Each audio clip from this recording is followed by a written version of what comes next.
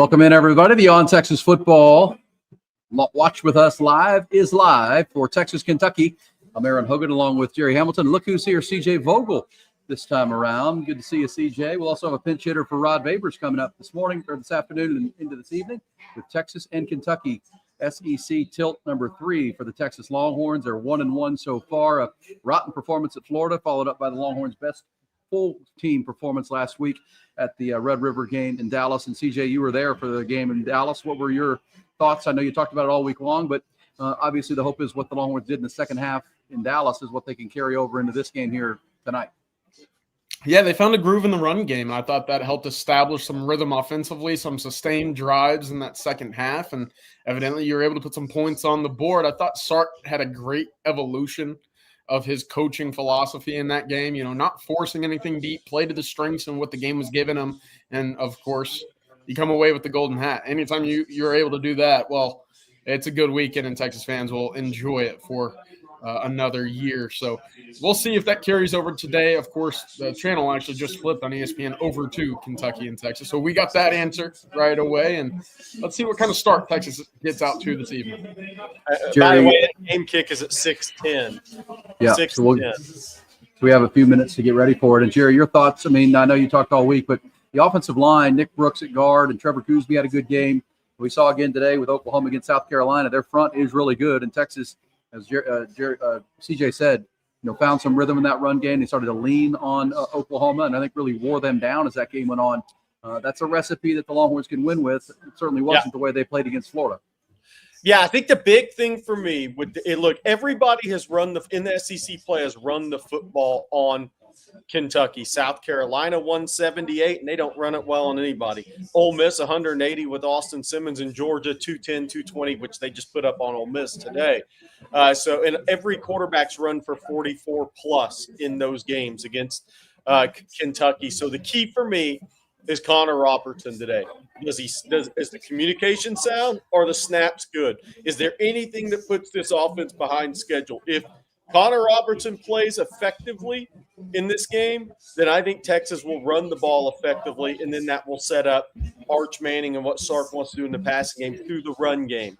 And conversely, for me, is the Kentucky run game. Texas first down defense. Farad Watson did go through warm-ups, so we'll see how much he plays. But Texas first down run defense needs to be really positive, successful today, because I think Cutter Boley will put the ball up for grabs and get him in obvious passing situations, because Texas will be able to win one-on-one against the Kentucky pass pro, which is not their strength. They are better run blockers.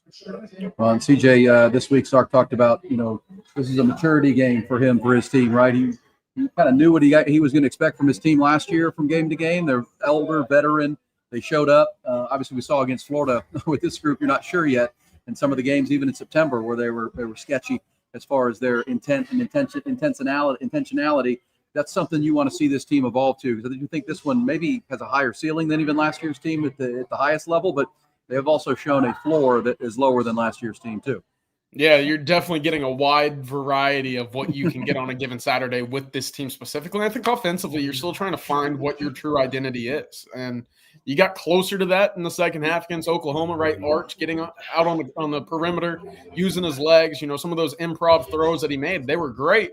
Now, what can you do for a full 60 minutes on the road against a good team? We'll see.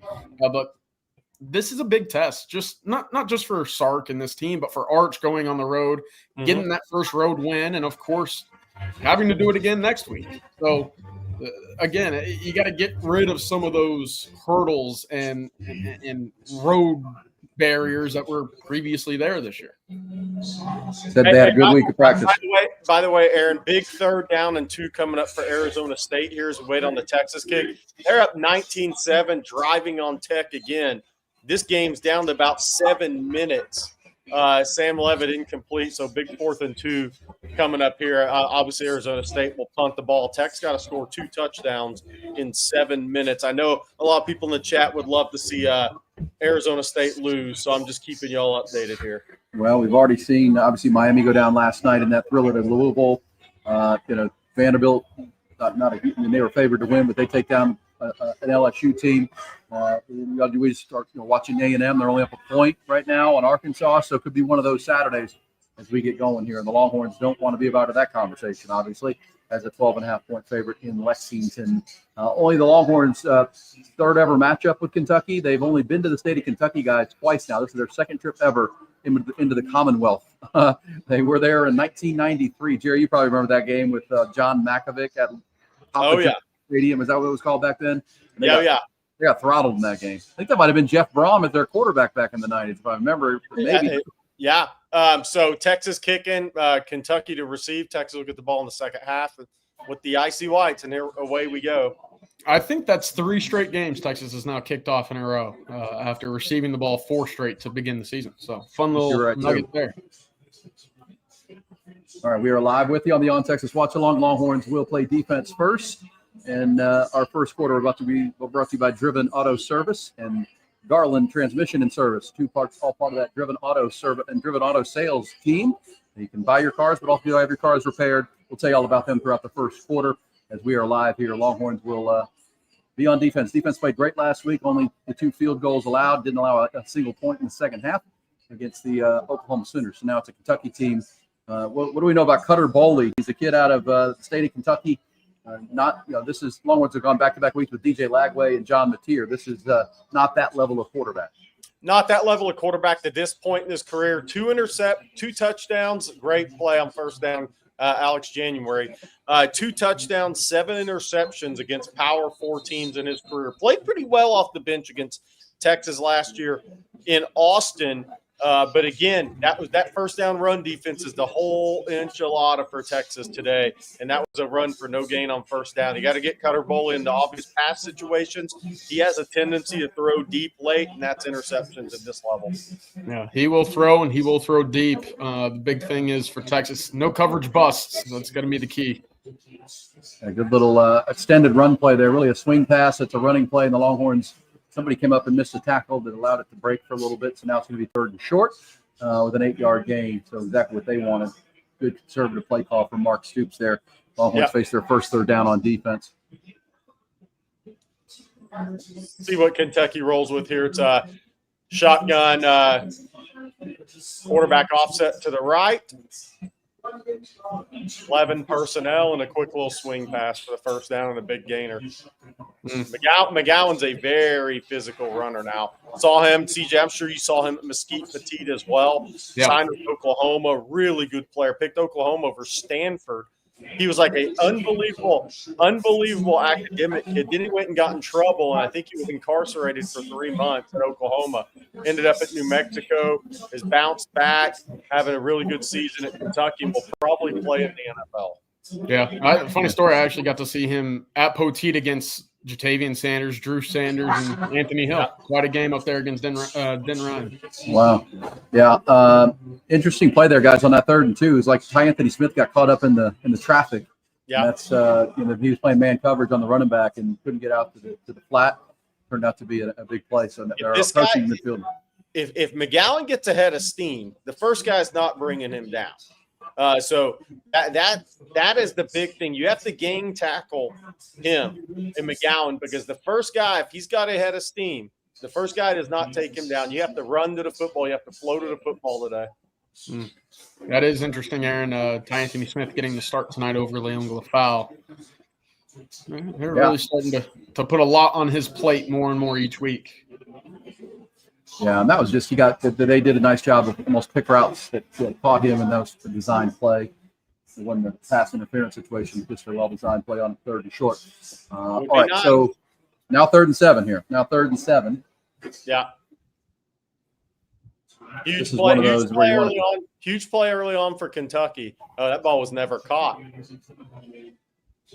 Oh, yeah, it was. He did keep his hand under. This is a huge play early on for Kentucky. The last thing they want to do is punt the football away now. They've got a little something going on this drive. And, again, a little shallow crosser, clear-out route, first down. Hardly Gilmore with the catch. Not happy. Hardly happy. Hardly happy. Yeah, that's a nice play again. Remember, Kentucky had the bye week. This is their first home game in a while. They had 3 home games to start the year, including a loss to Ole Miss. Then they played at South Carolina and at Georgia. and got throttled pretty good in both of those games. As Jerry said, they gave up a lot of rushing yards, but it's like Florida did. They've had a couple of weeks to get ready for the Longhorns here. This start to the game feels very similar to that of Florida and DJ Lagway. A lot of underneath, a lot of quick screens to get the ball on the perimeter, not asking your quarterback to do a whole lot, and especially, two rush attempts for 3 yards. You haven't had a whole lot of success running the football, but not putting a lot on the plate of the quarterback is paying off so far. Tight ends almost dropped 2, but he's caught 2 somehow. Sure. I'll just be talking.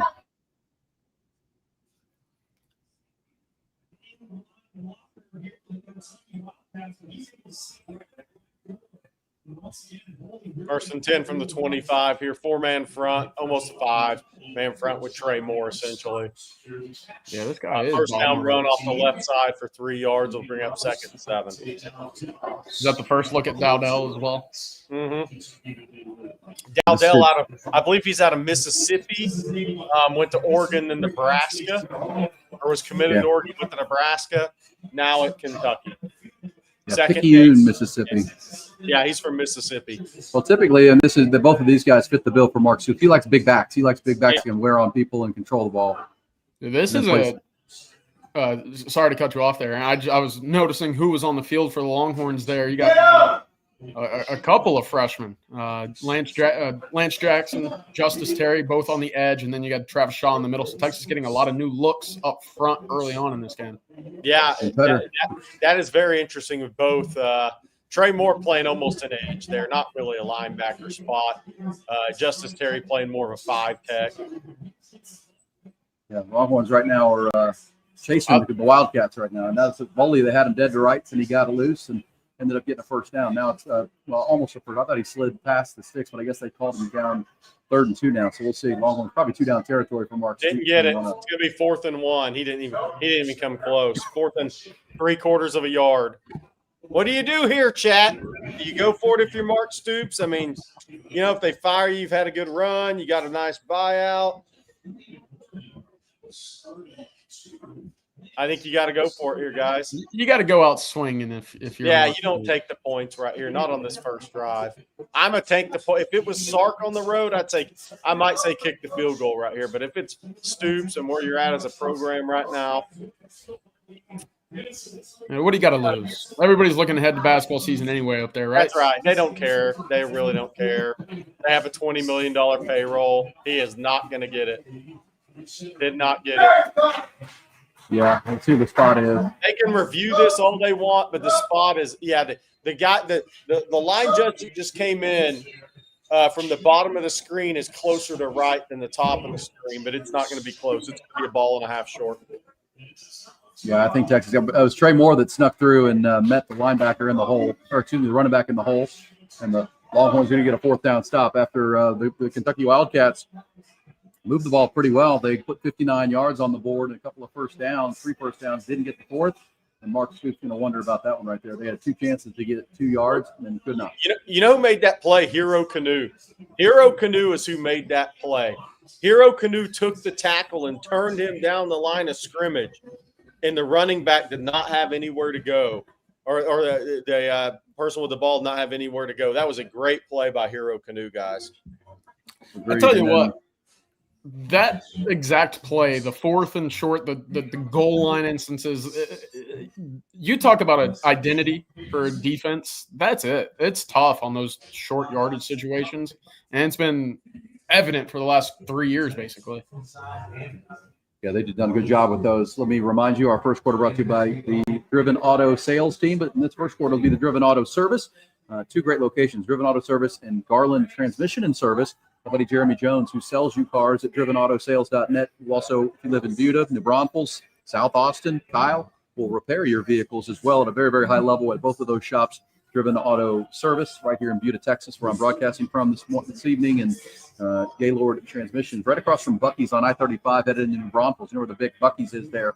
Everybody gets loaded up and heads over to the lake and down in the green hall. That's right where Garland Transmission and Service is. They'll do great work on all of your vehicles, keeping them maintained at a very fair level and fair price. High-level people. Jeremy Jones and the team at Driven Auto. Check them out. They're bringing you the first quarter.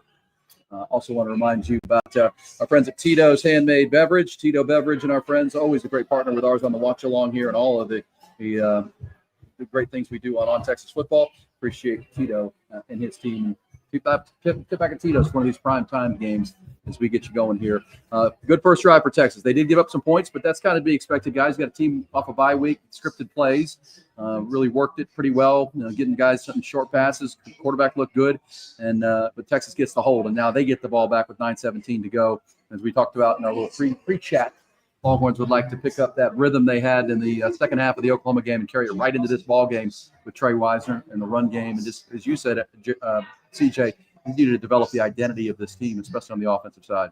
This is going to be a low possession game. That first possession, it didn't end how Kentucky wanted, but they ran 6 minutes essentially off the clock. Kept the Texas offense off the field. I expect this to be a really low possession game. That does place pressure on the visiting offense, the higher-ranked team.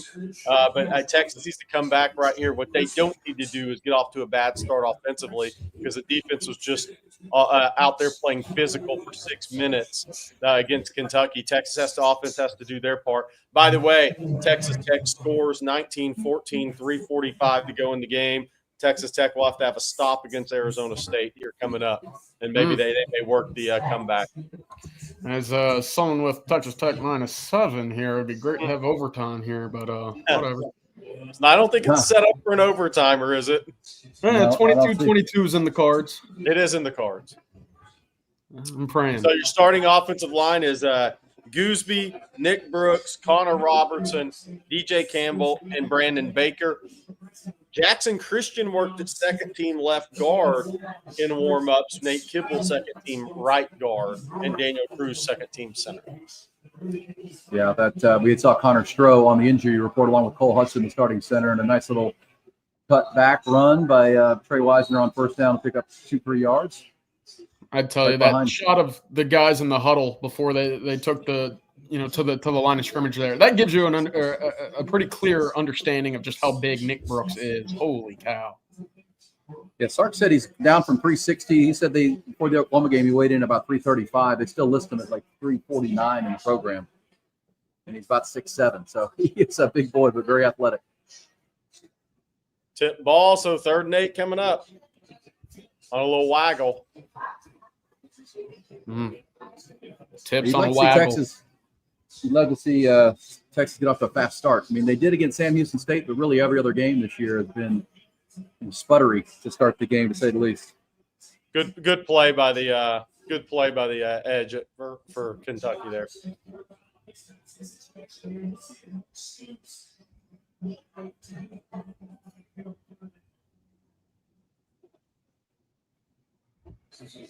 Twelve personnel so far.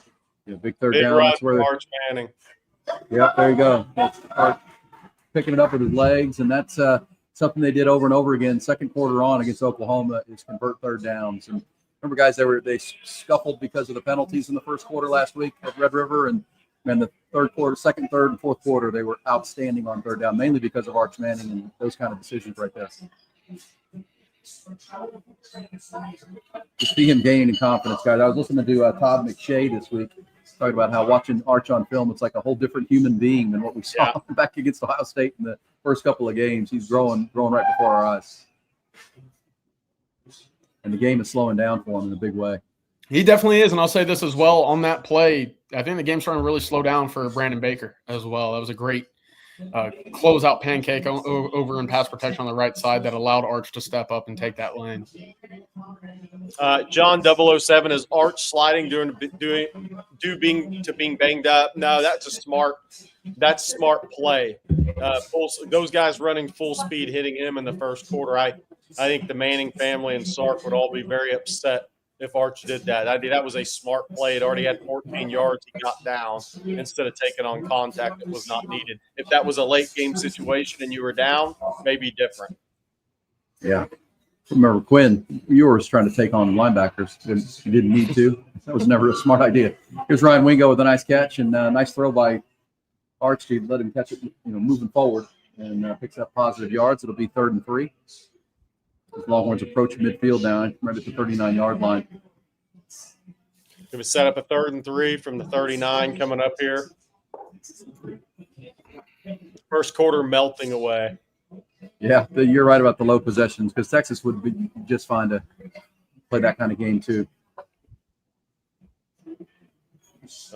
Trickery, but they got pressure.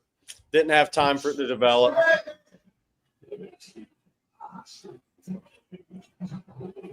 Looks like Texas Tech has the ball back, guys. I don't know if that was a punt return or it's 2:05 to go. Texas Tech can go win this game. A huge comeback.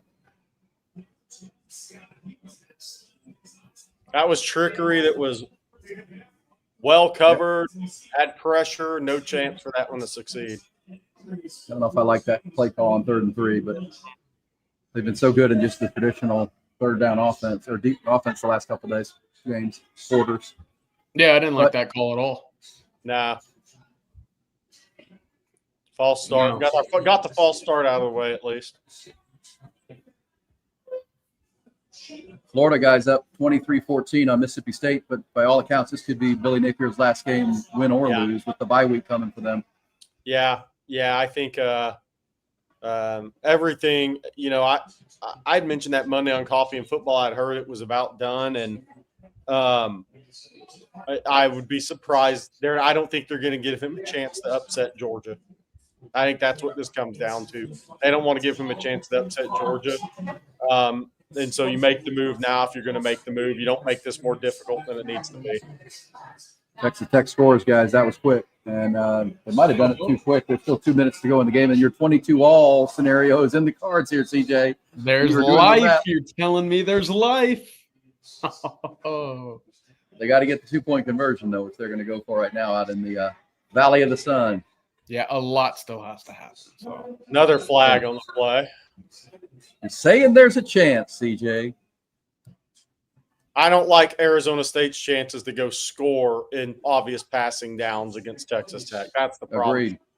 Another false start. They didn't get the 2-point, CJ, but there's a flag on the play. Flag on the play. I think it should be pass interference. I tell you, that's the first time I think I've seen that punt formation from Texas there. Everybody offset to the right. You move the gunners left, and it's kind of like a 20-degree angle snap over to Boomeister there. It was interesting.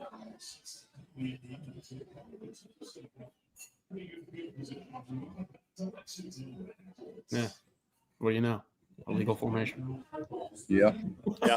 Great day of college football today. I mean, Vanderbilt beating LSU. The game right now that's going on Miami last night. Tremendous. We kind of thought it would be. Let me remind you, Tito's Handmade Vodka is America's favorite vodka for a reason. And for great vodka, giving back and doing good for dogs. Distilled, bottled by 5th Generation Incorporated.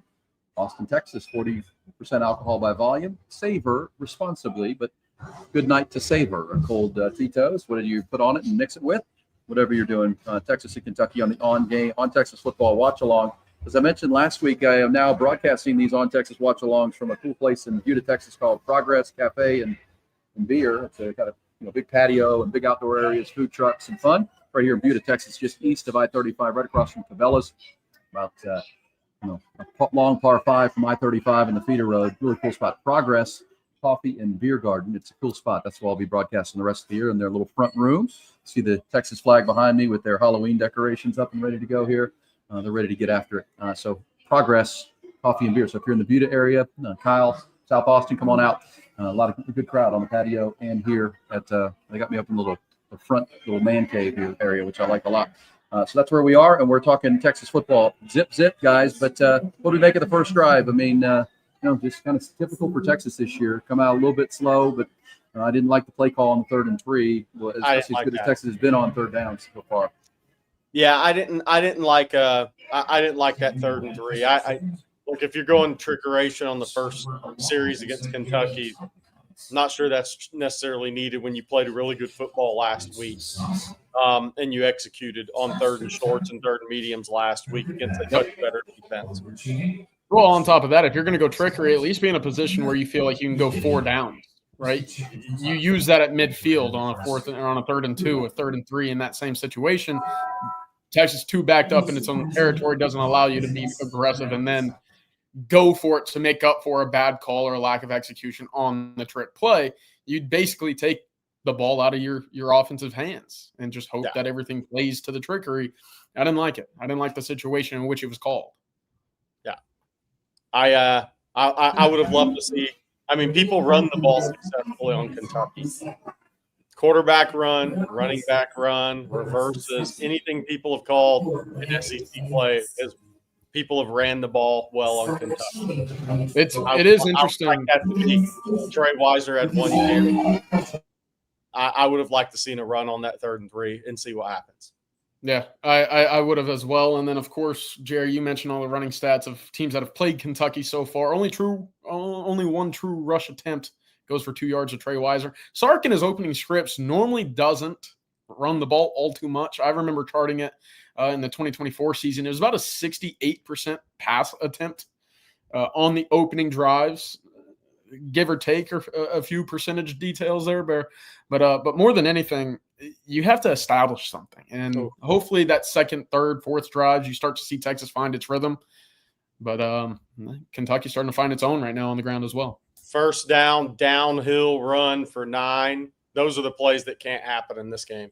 You can't happen in any game, but it can't happen against a team like Kentucky that struggles to throw the ball down the field. You have to win on first down defensively.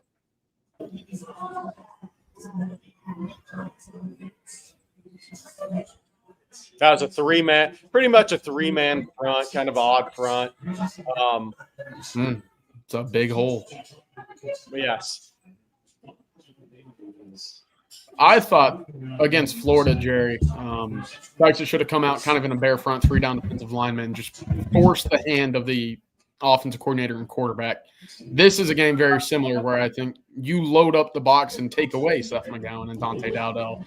It's kind of surprising to see them go away from that on the 2nd drive. Really good play by Jalen Gilbo. That's a hell of a throw by Cutter Boley on that 2nd and 1, but really good play. Even though Gilbo didn't get his head around, he found his hands, found the football to knock it away. It's a hell of a throw by Boley, though. That's a great play.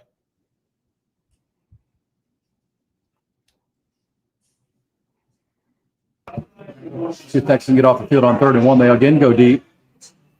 Incomplete. Good coverage again. Yep. Let's see now. What does Stoops do? 4th and 1. He'll definitely try to draw him off. I would think. But on your own 41, no. Looks like he's going to punt it.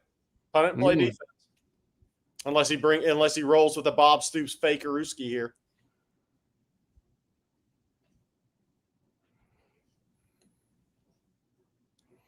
I tell you, they're really testing Jalen Gilbo. Sorry, if y'all can't tell, I'm about 45 seconds behind you guys. Fair caught on the 12. All right, good defense there. And, we just talked about, Steve Sarkisian's play calling. That was 3rd and 1 and 2 deep shots. Aaron ran the ball for 9 on first down. Yeah.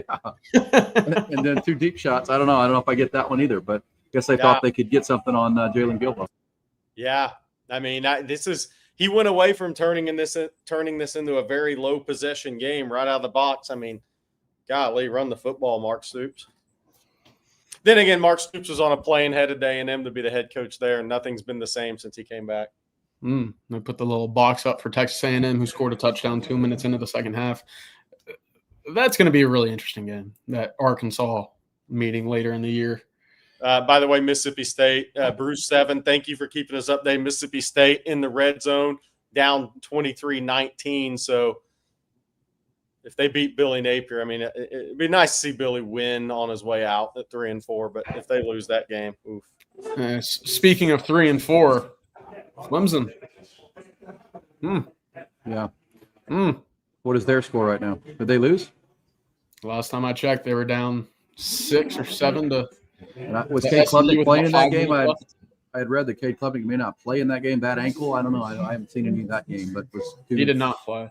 2 tied into the Georgia Ole Miss game and the other great games of the day. And by the way, if Mississippi State were to come back and win that game, that's where the Longhorns will be next Saturday for their 4th consecutive road game away from DKR.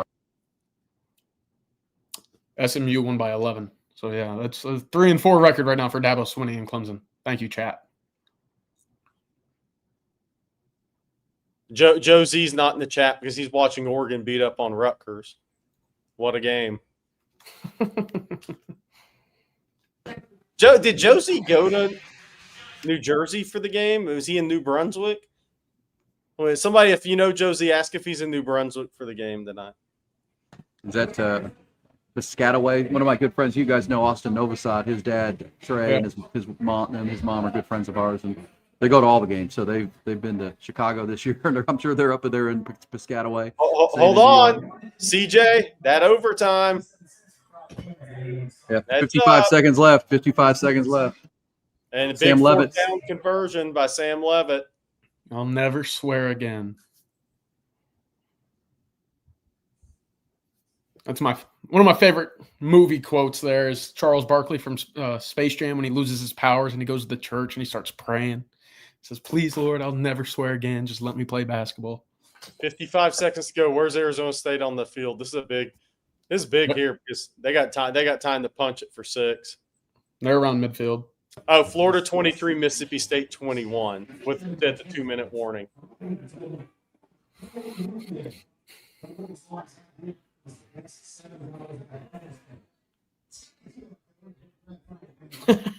Bobby Petronic, great comment. Oh, shoot, that's a big gain, actually, for Arizona State. That was about a 30-yard fourth down conversion there. And credit to Jordan Tyson. He's been playing with a limp the entire game. Yeah. What a gamer. That's ASU on the 22 of Texas Tech with 55 seconds to go. That's a game-saving Allen type Eagle. of play. You get it like that, and you're back in the game. You miss it, the game's over. Everything on fourth down.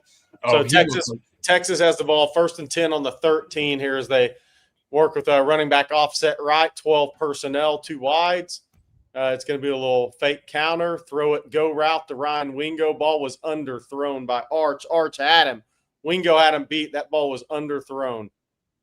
But they're going to get lucky probably, but that ball was underthrown. Wingo, that could have been a 75, 80-yarder, but they got lucky and got the PI on the underthrown ball. Yeah, and they gave him time to complete that, and he just didn't put enough air under it. I mean, Wingo was running, had a step and a half. That ball was just underthrown by Arch. But got lucky. Yeah, well, I mean, the underthrown allowed – it's really what forced the contact and the pass interference. It's a tough play for number 6. He's really not kind of on no man's land at that point. You don't see those just straight go routes too often from Texas and Sark, and good things happen when you do them. All right, so the Longhorns pick up the 15 yards, and now another little play action, but no protection that time. Left side of the Texas offensive line got collapsed that time.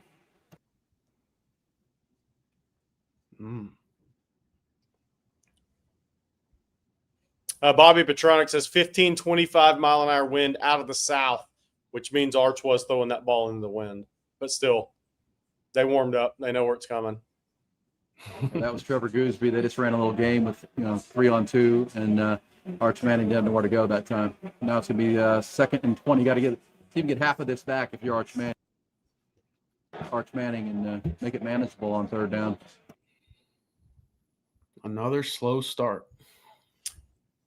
Swing pass there out to Wisner. Got about, 8? So it'll be 3rd and 12. Yeah, nice save exactly play where that you time. don't want to be on the road in the SEC is 3rd and long. Yeah, and that time it was just nice job by Mark Stoops in his game, but the left side of the line had You their see that- struggles on that one. You see that there, 7 sacks this year for Kentucky. That's last in the SEC. Already a sack 10 minutes into the game. Not great. ASU has the ball to Texas Tech 2. For those keeping up with that one. Pressure again. Arch gets rid of it. Really good throw, 1st down.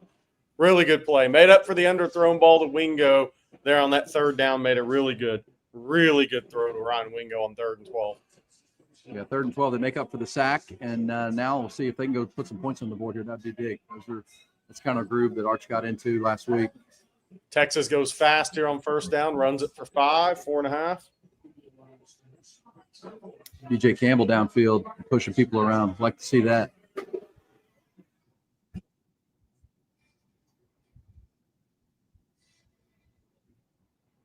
Arch on the move, man.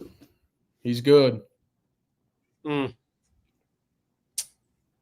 right, 3rd and 6 coming up. All right, so far the Longhorns on 3rd down are 2 for 3. Last time they were in this spot, they converted, but obviously that trick play ended the first drive. We'll see if they have something here as they approach midfield. Get it to 3rd and short or 4th and short. You might think about going for it here. We'll see. It's been interesting seeing that. I know we haven't seen a lot of the Texas run game so far, but we've seen more 2 guys pulling so far than really any game I can remember. Jerry, I don't know if you obviously they had it. Oh. Boy, Wingo wide open, and Arch just missed him on that little crossing route that time. That's a throw you got to make. Got to make it. Got to make that throw. These are money throws. Nobody in your face. Hung on your back foot, missed the throw.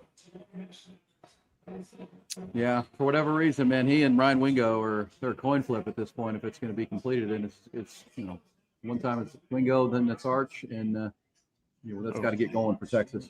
That was simply a play where Arch hung on his back heel. Oh my gosh, they almost got lucky. Arch hung on his back heel and did not have any rotation in that throw at all. No core rotation, no nothing. He just hung on his back heel. And if you do that and your elbow's low, ball's going to sail. Touchdown, Arizona State for Marcus Myers, who will be in the watch with us here in the 3rd quarter. No. Yeah, there was a pass interference, CJ, that killed your overtime opportunity. Oh, which made it touchdown opportunity, not field goal. They get a pass interference. That would have been a big play too if he had hit Wingo. That's full speed. Safety was retreating to the middle of the field. That was a really good play call, really good design. Wingo probably would have had 25 yards on that play. Yep. And those are the ones you got to hit. Those change field position and our good point play, plays. Jelani McDonald on 1st down. Interior collapsed it, which really created. We're going to have another top 10 upset. LSU, Miami, and Texas Tech all going to go down this weekend. 2 of those undefeated teams. Shake-up Saturday in college football continuing. Georgia Tech, 7-0 for the first time since 1966, will be in the top 10 next week. Yeah, by the way, in addition to that Miami loss, guys, they don't control their destiny to the ACC championship game because Georgia Tech and Virginia are both unbeaten in the conference.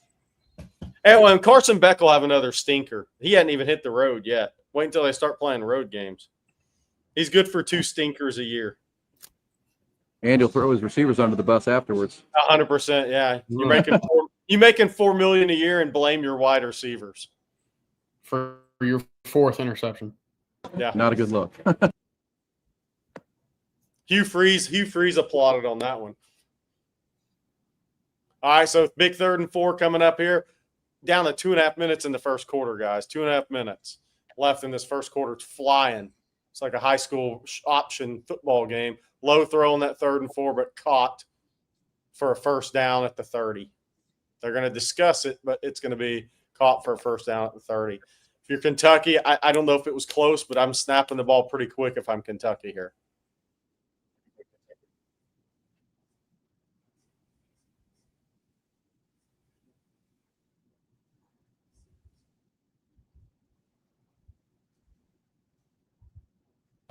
All right, Longhorns give up an initial 1st down. They did look good on 1st down, but then a nice throw for Cutter Boley, and here comes Kentucky. Got some blocking on the perimeter. Anthony Hill chased it down, but not after an 11-yard gain. That 3rd down coverage call is interesting.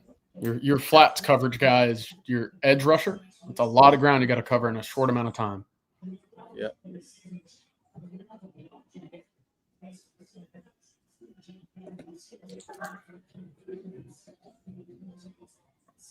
Back-to-back 1st downs on back-to-back plays for the Wildcats here in our 1st quarter, which, as Jerry said, is fast coming to a close here. That was a bad angle by Michael Taft there.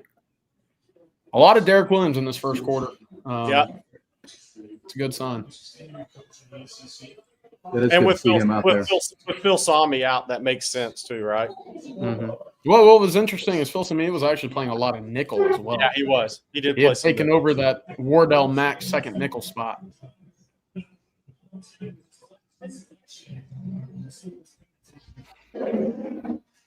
All right, flag is illegal shift, and let's push them back to 1st and 15. See if the Longhorns can take advantage of that here.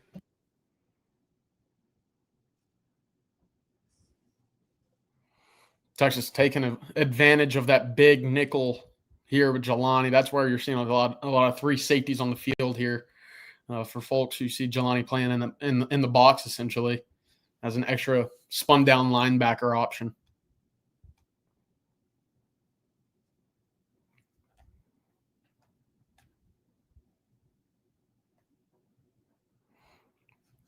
There aren't many better officiating calls than the illegal shift. This is fun to do. Especially when it's big guys shifting illegally. Oh, good coverage right there. Manny Muhammad coming up. It'll be 2nd and 15. Try to get a quick one in there, and Manny continues to play at a high level.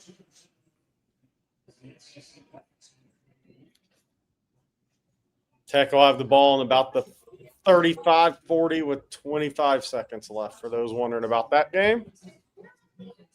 I no longer care. You're out. The bet is exhausted. Man. Ooh, those short, quick outside throws. Texas starting to jump them a little bit quicker. Power run there on the 2nd and 15. Gets it to 3rd and medium. And that Kentucky's going to go quicker on 3rd down. Trips to the top side of the formation. Yeah, 3rd and 6 here. Big 3rd down. So far, Kentucky is 3 for 5. Will they snap the ball, though? I think they'll hold it now. 10 seconds, 9 seconds. They're going to hold it. That'll be the end of the first quarter. Make sure they get the play call right. I think they thought about going quick, depending on what Texas did from a coverage standpoint, but they thought better of it. Why does Arch miss the easy throws? Well, that one he missed a wingo. That was pretty simple. That was back heel, no core rotation, elbow low, ball sails high.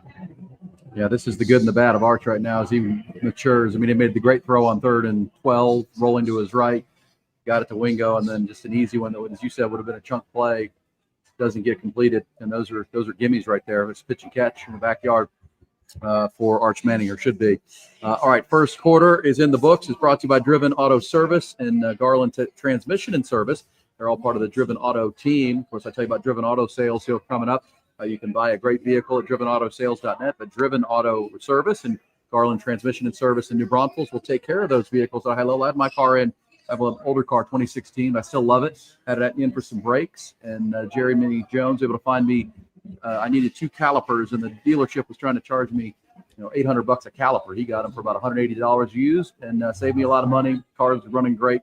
That's what Driven's going to do. They're going to go out of their way to make sure you get the best deal possible, best service possible to get your car in and out. How are we doing, Coach Bob Shipley? Hey, doing good. How you guys doing? What's going on, Coach?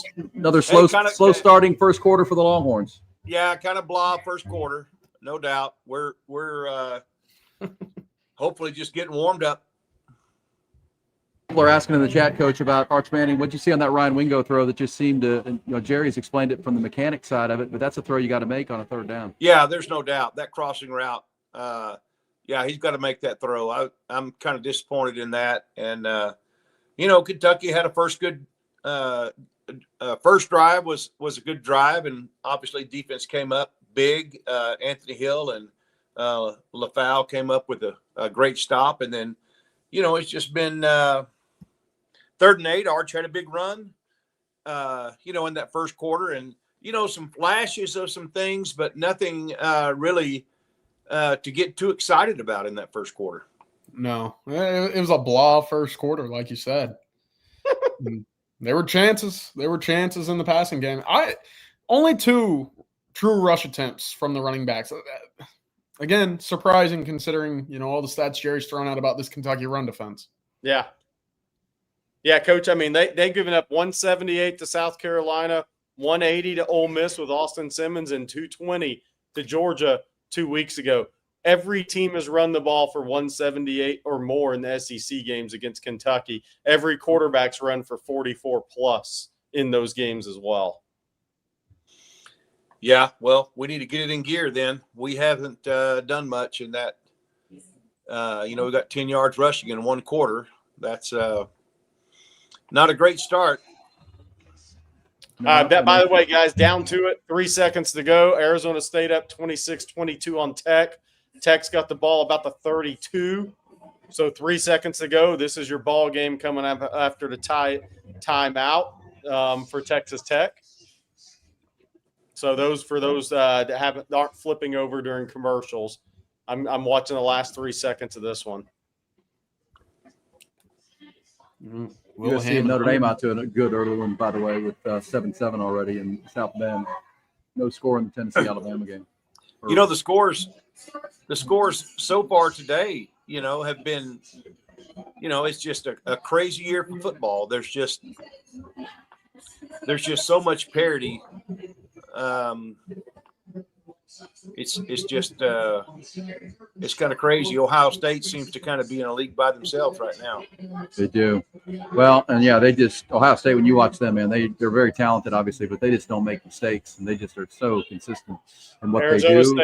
Arizona State wins, guys, if y'all are, for those in the chat wondering, that game's over. A good throw there.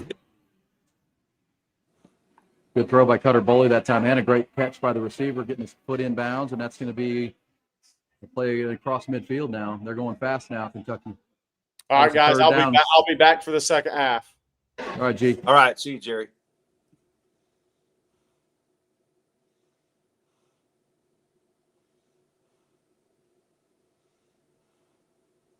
Thought maybe the left tackle moved a little bit early on that first down play, but apparently not. That is now 6 first downs to 3 so far in this game. Kentucky, Cutter Boley playing good. They are playing like a team that had a bye week, and I heard Mark Stoops, his press conference, talking about they, kind of like we heard from Florida and Billy Napier, went a lot of good on good during the break and really got some guys healthy. And so far they're kind of outplaying Texas at this point. 116 total yards to 40. This will be another third down, but now since they're across midfield, this is probably 2-down territory for Kentucky. They're kind of in that no man's land, 39-yard line, 3rd and 5. Yeah, they're gonna need to pick up a little bit of yardage. They're pretty close to being in field goal range if they're not already.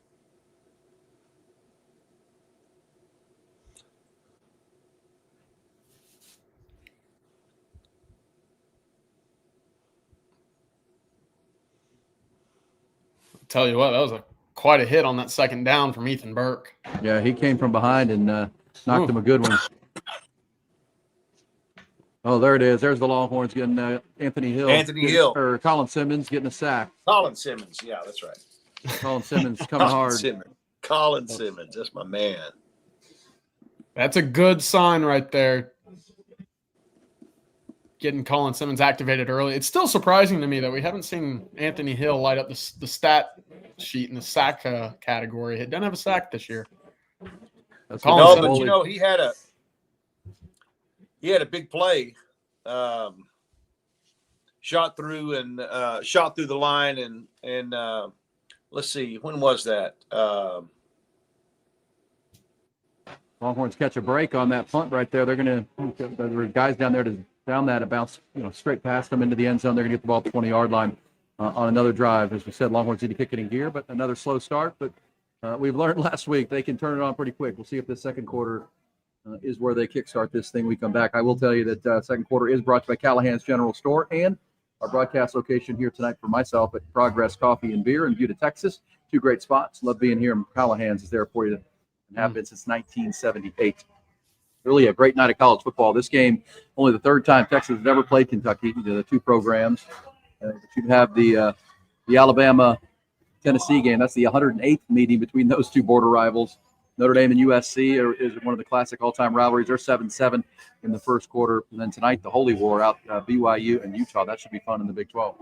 Yeah, it should definitely be fun tonight. That's going to be an electric game. Hopefully they're wearing both their color jerseys there, the all reds and the all blues. That looks great whenever they do. I wanted to go back to that punt because I started a list earlier today. I was obviously watching a lot of football. I had the 4 screens going in the living room. Started a list, and this is things that make me irrationally angry while watching football. I got the list right there. You can see it. The number one thing, and this is after watching a lot of Lenore Sellers this afternoon against Oklahoma, quarterbacks that run the football out of bounds when they could have thrown it away. They lose yards instead of just getting back to the original line of scrimmage. That Lenore Sellers did that today about 4 times.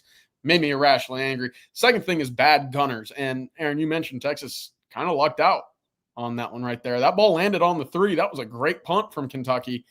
No wherewithal to know where the football was, no awareness to know where that ball was going to be landing. Great play by Ryan Niblett to deceive Kentucky there, but you got to have eyes on the football coming down in an area like that where the ball only travels about 40 yards in the air. So bad gunners, that's number 2. That made an appearance really quickly in this game.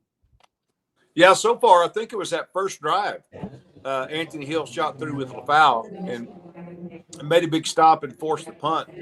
Other than that, Anthony Hill hasn't really done a whole lot in the first quarter. No, it feels like this is a pretty big drive. I know it's nothing, and Texas bowed up with that sack right there as Kentucky was approaching field goal range. But total plays is double. It's 24-12. First downs is double, and Texas needs to get going here on offense and start, pushing the pressure the other way.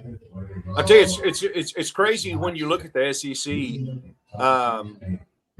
How many teams would you guys estimate can beat anybody on any given Saturday? 8, 10, maybe? Yeah. I mean, it's crazy. There's great competition in the SEC, that's for sure. Man, definitely more this year. As Coach said, every game has to be a championship level effort, and I haven't seen that so far. I agree. There's not that fire that we saw, kind of coming in that second half against Oklahoma yet.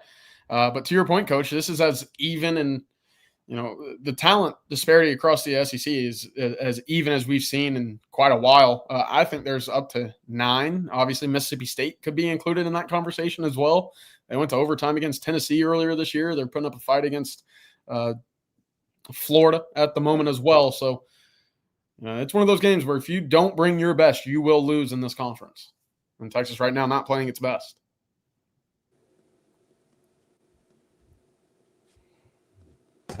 Big play for Jordan Washington to start the drive. And Texas, Sark talked this week about being more friendly to our tight ends, getting them more involved. And that's always a good thing for an offense in my mind. I completely agree. Haven't seen a lot of the tight end usage this year. You have, just not a lot of Jack injuries. And boy, was that perfectly up front. That's a nice 25-yard gain to start that drive. Zach injuries on that pass that was thrown to him in the first quarter, he seemed to give up on it. He kind of slowed down a little bit and kind of gave up on the ball when Arch was anticipating him to keep on running. And Jordan Washington with a nice catch 2 plays ago, but, doesn't have a lot of speed. I don't see a lot of fast twitch there in that guy. I'm hoping he's a great blocker. It is interesting, that 12 personnel look with Washington and Nick Townsend. I think that's one of the first times that we've seen that with the 2 of them. It's been a lot of Spencer Shannon earlier on this season, and of course a lot of Jack injuries. Arch right now 4 of 10 passing. Not great. Yeah, Ryan Niblett has a Ryan Niblett play that didn't go anywhere on second down, which makes it 3rd and long, 3rd and 13 here in our second quarter. Boy, the predictability. Not a good job blocking. Not a good job blocking on the edge by our receivers at all. The predictability when Ryan Niblett's on the field to know that the ball is going to him it's absurd.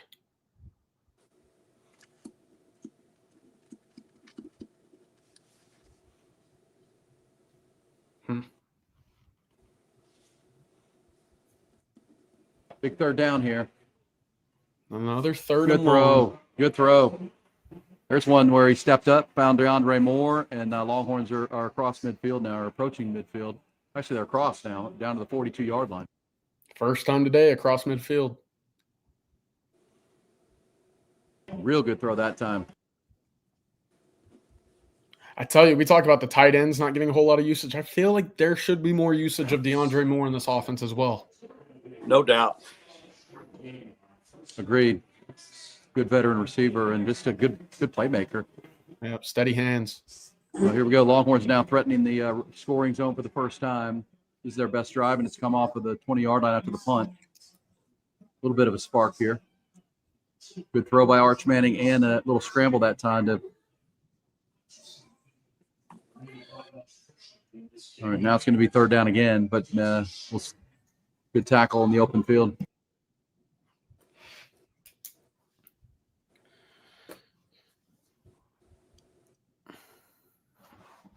$18 total plays so far, only 2 true rush attempts. Again, this team does not defend the run very well.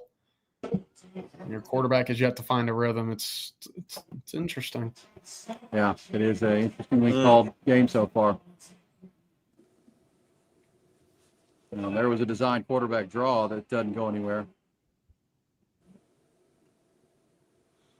Texas will attempt a field goal, apparently. Not a good job up front that time by much of anybody. Offensive line's really going to have to step it up if Texas is going to get any kind of run game going.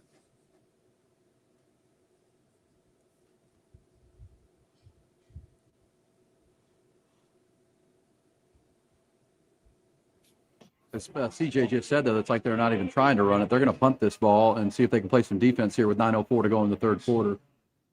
Rather play a little field position. There's a good punt. It's too early for it to feel like it's one of those games, but it's certainly starting like one of those games. And I don't like it, Coach. I don't like it at all. Same gut feeling I had at Florida.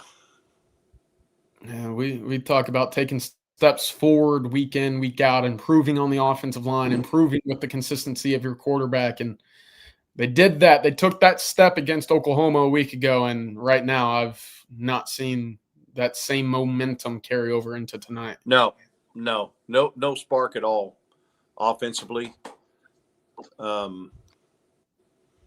Defense, not great, but scoreless through 18 minutes, or actually more than that. Sorry, guys, having a little power cord issue here. Okay, all good.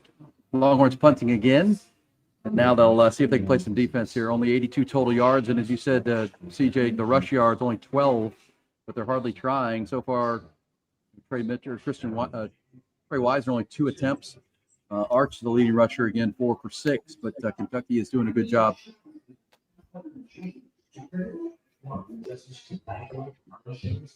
Sports fan Jack with a super chat. Appreciate that. Has been yelled at for saying Sark either has to give up play calling or give up the job.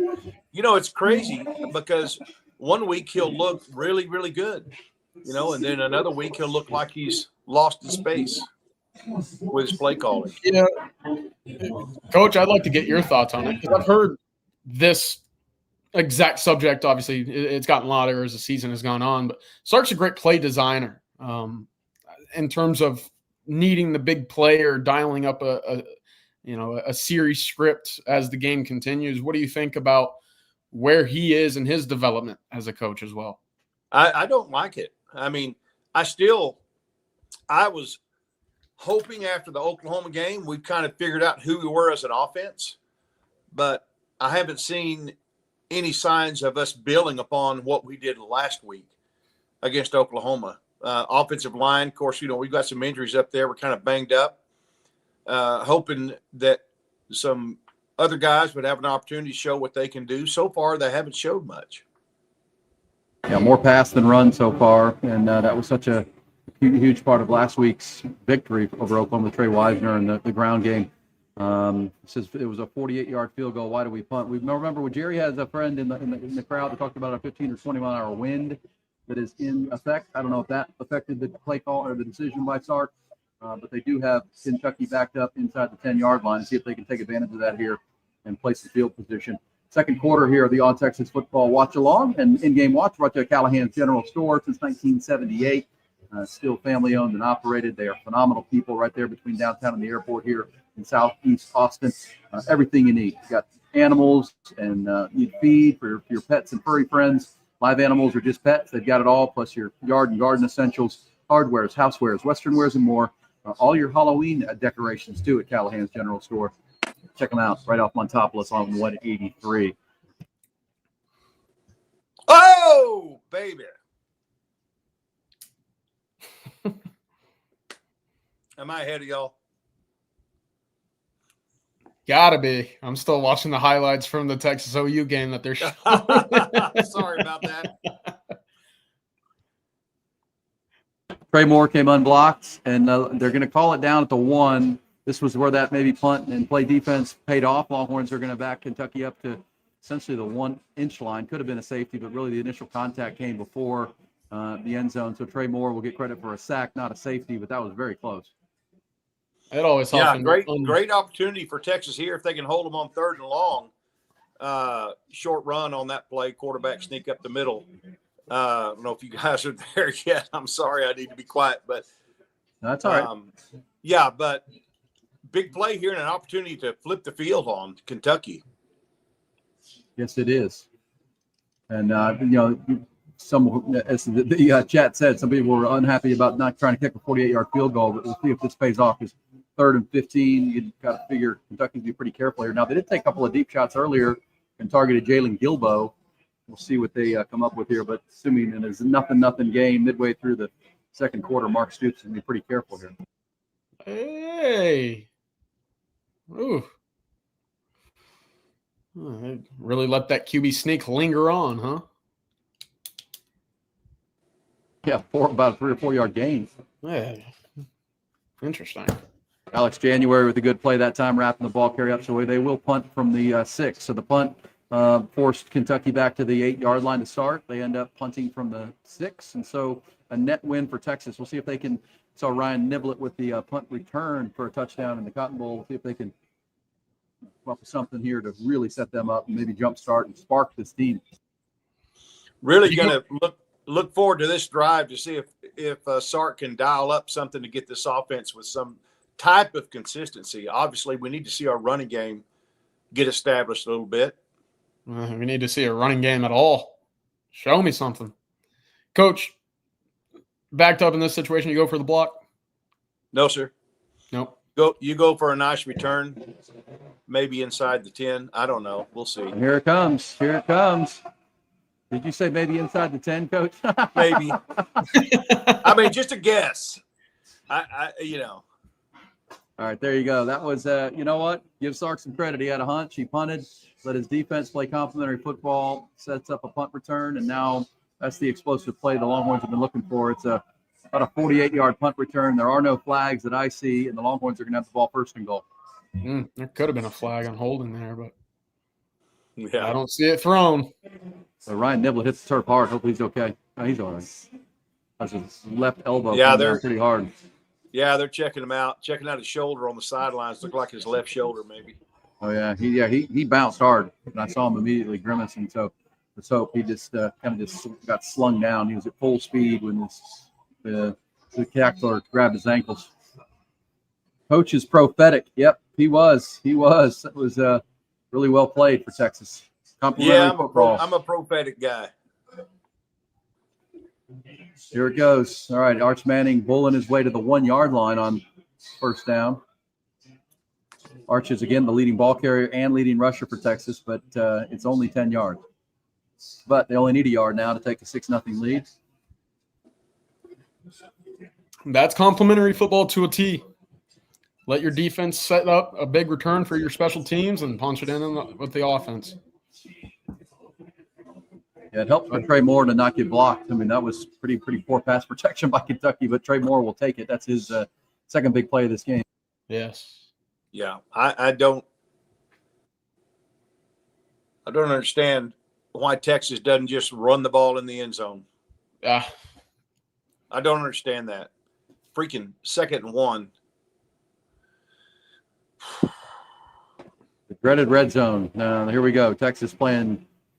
They got it to the 1. We play action. Kentucky anticipated it, covered it, and Arch Manning just threw it in the stand, essentially. All right, Wisner in the heavy package here. A couple of tight ends.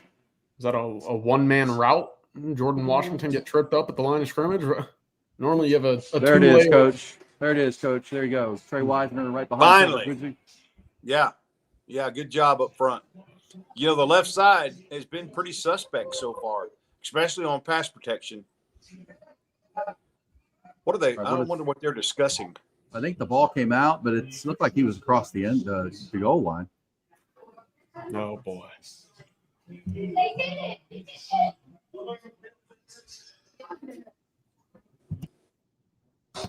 Let's see here. Oh, boy. Yeah, he's in though. He was across. All it's got to do is cross the front of the first part of that white, and I think we recovered it anyway. Campbell recovered it. A lot more. I guess that play was a GG pull there. A lot more power concepts tonight than I would have expected, but it's interesting. I think that's a touchdown, guys. I mean, I think the ball. I think it's a touchdown either way. I do too. Because I think Campbell recovered it in the end zone. I saw him. They never let the play finish on the play I saw. He was coming down on it, but the way Kentucky reacted, it felt like they got back on top of it. We'll see. This would be a massive play in this game, obviously. And a great play by the linebacker, this defensive back, come put his hat on the ball. But it felt like, or it looked like, the ball, while he still controlled it, crossed the plane. And they had a great right down the line shot of it. I tell you, if you're Trey Wisner, you got to have better ball security there. Well, he had 2 arms over the ball, but he didn't have it good enough. Not very tight. You're on the 1-yard line. That cannot happen in a game like this on the road in the SEC. Boy, oh boy, it's not what you want. See where they go with it. Touchdown. Yep, I think they saw it like I saw it. All it has to do, for folks not aware, most of you probably are, as soon as the ball crosses the first part of that white, it is touchdown. The dead ball is down. So it was close, but he crossed. That was the debate last week, guys, with that Auburn-Kentucky game that really felt like, and it looked like the Auburn quarterback Jackson Arnold got in on a quarterback sneak before it got punched out, but obviously they overruled that, and Georgia was the beneficiary of taking a touchdown off the board in that game. But that was very controversial. You know, the clock is in Texas' favor now with 6:22 to go in the second half to get a stop, a 2 or 3, maybe give up 2 or 3 minute drive, get the ball back and have a chance to score, and then get the opening kickoff in the second half. Yeah, I know that's a big deal in coaching, coach, to, final 4 minutes, first 4 minutes, right? Final 4 of the half, first 4 of the half, and Texas has a chance to control both. And that was a big factor last week in Dallas. They kicked the field goal inside of 4 minutes and then had the ball coming out and went down and scored, and then they really flipped the Oklahoma game. They had that chance to do it against Florida as well. They had 2 chances actually, because they got the ball back out of the second half as well. Didn't capitalize this time, Coach. Let's see if they do it. Yeah, Texas slowly closing the yardage gap. I think Kentucky has about 21 more yards at this point than Texas, but Texas obviously leading on the scoreboard and making the big stops when they had to. And then dodged a huge bullet with the fumble in the end zone. I never did see how that play ended up with Campbell, if he ever got on it or not. I did see it kind of bounce off of him, but I never saw a completion. I never saw the end of the play, whether he got on it or not. Apparently doesn't matter. Yeah. All for naught. I tell you what, Nick Brooks gave him one of the, hey, go up, big fella. I'll do the touchdown celebration with you.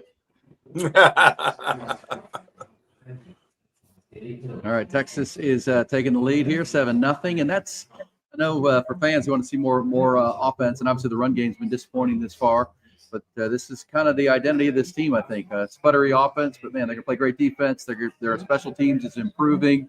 And that was it right there. I mean, they didn't kick the long field goal and risk giving up field position. They played field position, get a defensive stop that went backwards, and then explosive kick return and a short touchdown. That's a good recipe on the road in the SEC, but you got to build on it now. And as Coach said, with 6 minutes to go, get the ball back and see if you can go into some 4-minute offense here and really control the end of this half with the ball coming out of the second half. In the second quarter, brought to you by Callahan's General Store and where I'm broadcasting from right now, Progress Coffee and Beer Garden. They are a full-service coffee bar in the morning. Great spot to come on Sunday mornings. They'll have the NFL game on because they have all the NFL games on here at Progress in Buda, Texas, right across the street from Cabela's. The NFL game tomorrow, pretty good one. Jacksonville and the LA Rams from London. So that'll be on at about 8:30 tomorrow morning, and then games all day in the NFL.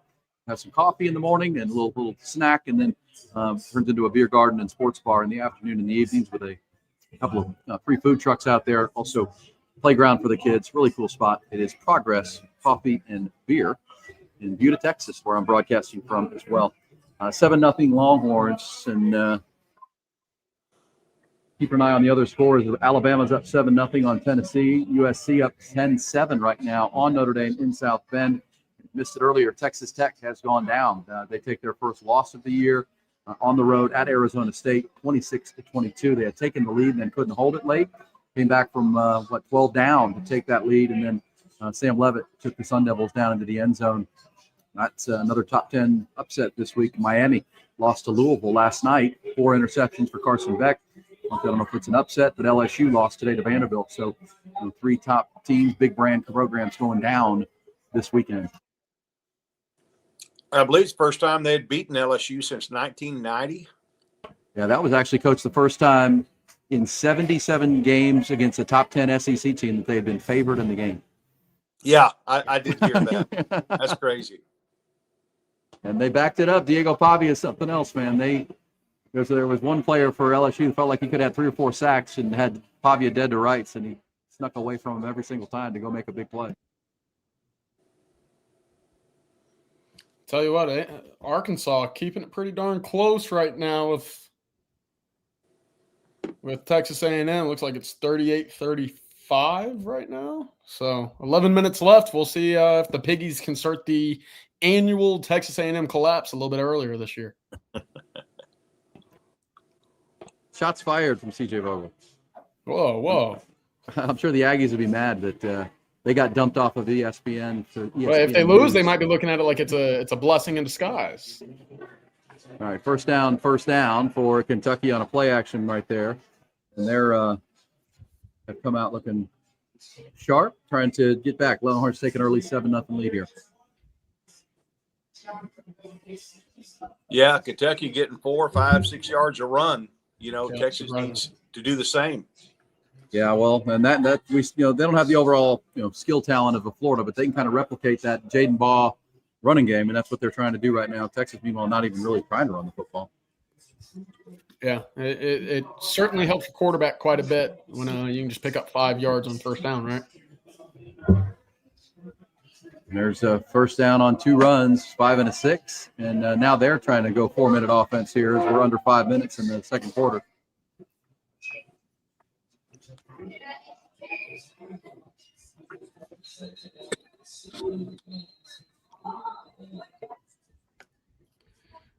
Tell you what, it's pretty interesting. Kentucky's gone 11-play drive, 3 and out. 10-play drive, 3 and out. Now we're on drive number 5. This has the makings of another double-digit play drive for them offensively. Yeah, here comes Anthony Hill now. Yeah, he's grabbing something. What do we got here? Maybe his hand? Maybe. Yeah, maybe. Kind of looks like it.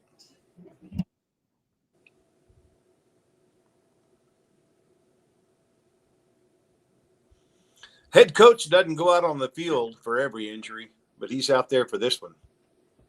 Yeah, if you missed it to start the game, Anthony Smith was in the game for Leungala-Fowl. So let's see what Anthony's dealing with. Holding his arm, kind of maybe a little stinger, Coach? Probably so, yeah. Probably so. That might be it for Anthony for the half. Make sure he's all right and get him back. But need to get a stop here. Cutter Boley right now, 10 of 14 for 93 yards. He's been effective, 27 passer rating. Running numbers not gaudy for Kentucky. They've been effective, though. They have 2 running backs that are 12 carries for about 40 yards.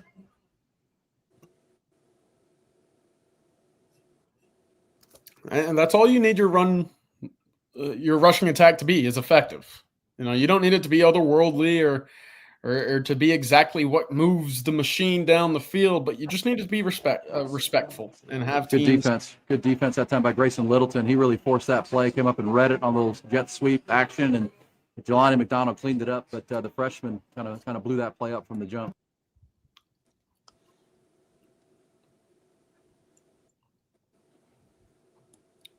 Yeah, good comment by Dave. Jelani McDonald has, in fact, come to play tonight. He's been he's going to be a 3-and-out guy.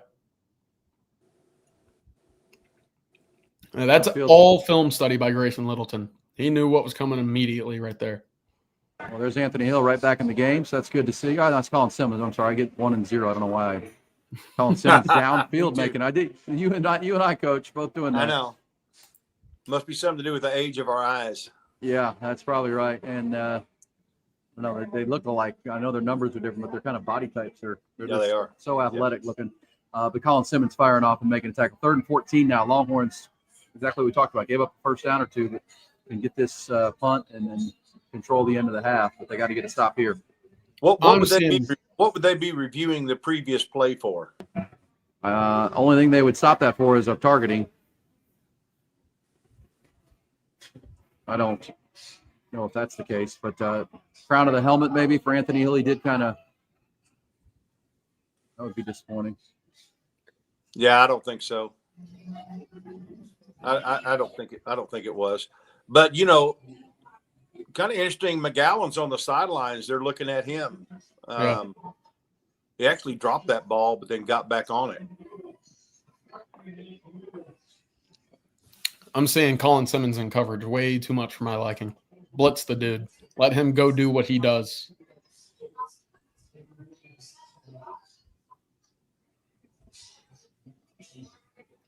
Yeah, if that's targeting, that's just a good form tackle. I mean, I know there's some contact with helmets, but at the same time. Well, when the ball carrier flips around like that, there's not a lot you can do about it. Yeah. There was one like this earlier today in the Georgia game. I think this will be overruled. They just go look. He didn't lower the crown of his helmet. Did they actually throw a flag, or are they just reviewing it?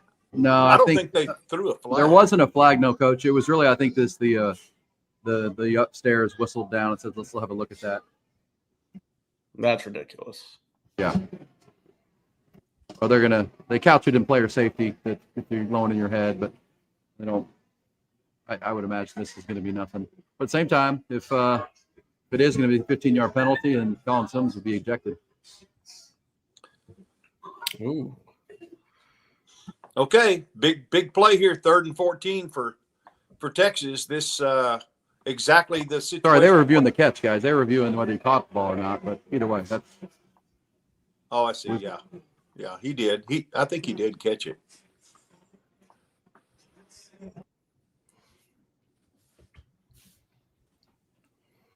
For those with eyes elsewhere, 4th and 1, Texas A&M ball on their own 34-yard line, going for it against Arkansas. Up 3, 38-35, with 10:27 to go. Ooh, and they got it. Wow. Anthony Hill back on the field, and he's got an interception. And the Longhorns are going to have the ball in at the 42-yard line. Huge play. Should have never been thrown by Cutter Boley. Could have been a holding call on Trey Moore. Didn't call that, but Anthony Hill gets the pick just a couple of plays after leaving the field with a little dinger. Yeah, he just threw that one up there. That was a, as they call it, an ill-advised pass. Yeah, I mean, I don't know if he was trying to throw it out of bounds, but that was not a wise decision. And now Texas set up to maybe get more points right here before the half. They do get the ball coming out in the second half, so exactly what the doctor ordered. This entire end of this second quarter has been played in the Longhorn end of the field here, Kentucky's end of the. I'll give our our guy Marcus a shout out here. He said, yeah, Cutter Bully will give you one or two. And he certainly gave Texas one right there with what Coach you just called an ill-advised throw. I'll just go ahead and say it was a bad throw. Yeah, there you go. Yeah, that's so you can't make that throw right there. Your team's about to punt the ball, and then you can make Texas go the length of the field, which they haven't done all night. And now you're making it a short field for even if it's just a field goal. Texas wants a touchdown, and now they're sitting at 2nd and 5, already to the 40-yard line, almost in field goal range at this point. All right, Texas in 11 personnel to start this Christian series. Clark. Christian Clark with a nice run. Oh, 5 yards right there. CJ. I mean, it's crazy. I don't know how you navigate being in the press box where you can't cheer, CJ. I don't know how I do it either.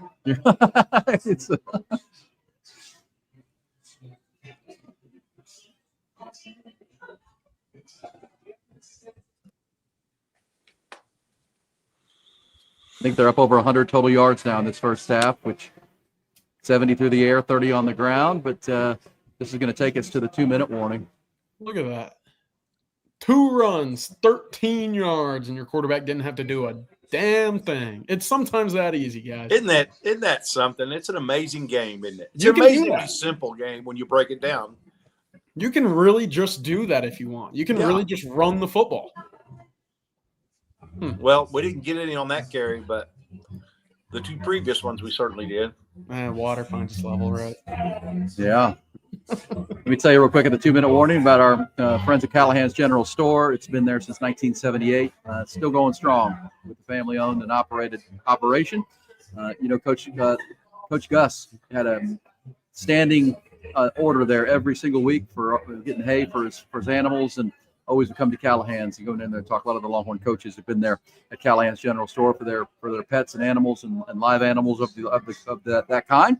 They have that. I go there for my gardens and my yard. I'm not a green thumb. They just tell me exactly what to buy, what to use it, how to use it, and my yard looks good. They save me money and time.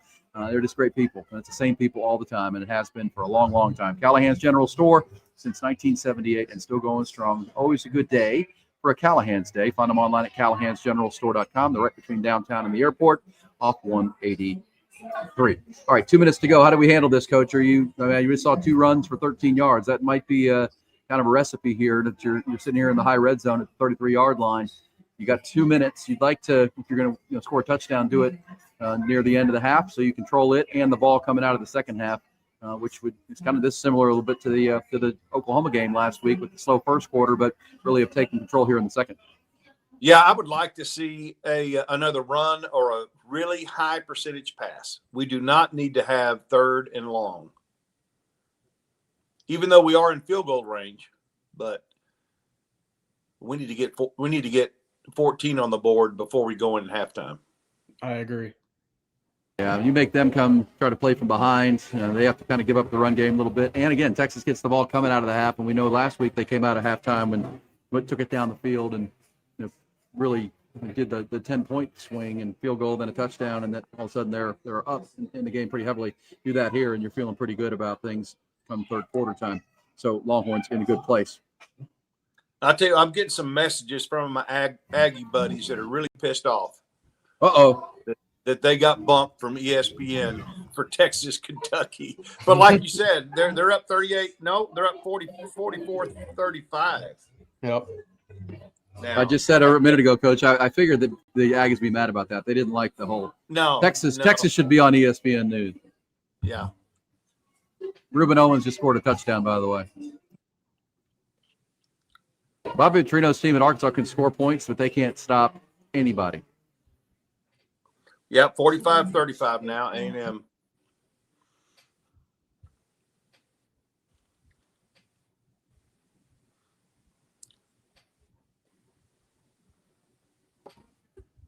All right, coming out of the 2-minute warning, Longhorns will look to continue this impressive second quarter that's been complimentary football with offense, defense, and special teams, giving the Longhorns the lead here and put a chance to build on it into halftime.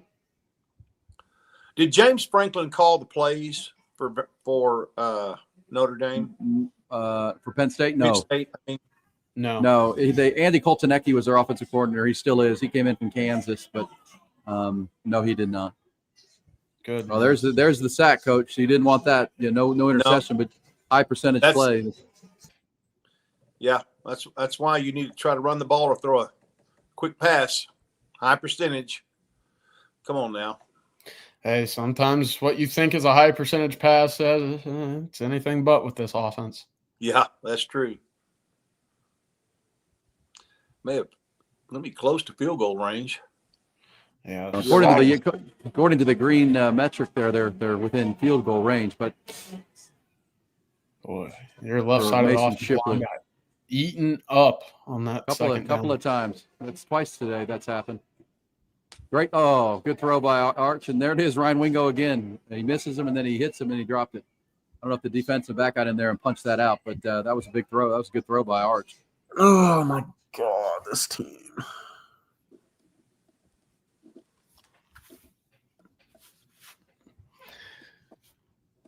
I feel like I'm doing that every week where you're just frustrated watching this thing. Now we're not even going to try to kick it. We're going to punt it. Must be some good wind out there.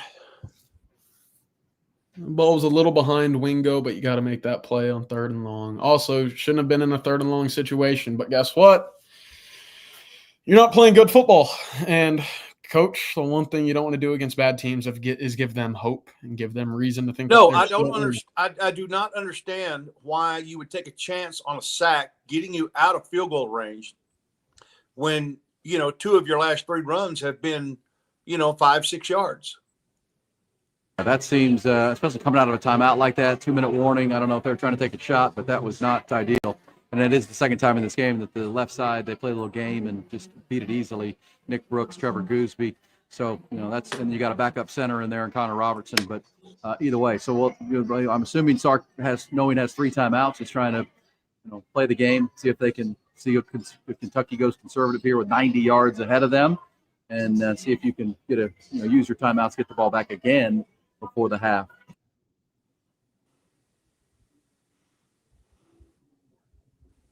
I'm interested to see how aggressive Kentucky is here. They're going to do that, but they just got 6 yards on first down, or 5. McGowan back in the game. Matthew, enough of that. Enough of this, Matthew.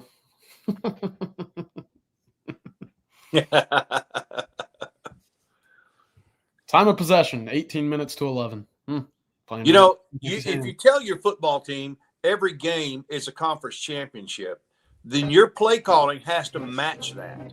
Yes, that is right. If you expect the players to play at a championship level every week, then you better be on your A game every week with your play calling, Coach. Your strategy.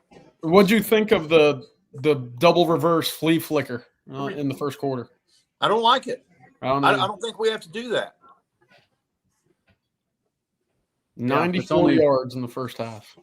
And it's only 6 total handoffs to running backs against a team that has been having a hard time stopping anybody to run the football.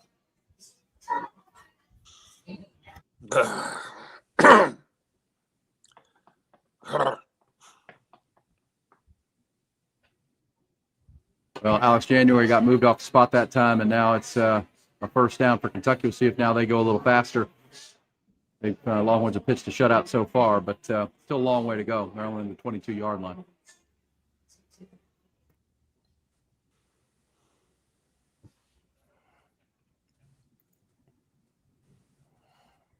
What was that? 19 rush attempts for Kentucky. Not a single one's gone for double digits. It's a good sign, at least. But hey, these 5, 6, 7-yard runs, they'll add up, especially in the second half when you can turn to a 215-pound Seth McGowan or a 230-pound Dante Dowdell. Mark Stoops loves those big backs. He loves to get them pounded on people, and that's going to be their shot here. They have kind of beat up Texas a little bit. They haven't scored, so same time those take a pounding. Longhorns keeping everything in front of them right here, but that shot through for a bigger play than it needed to be. Now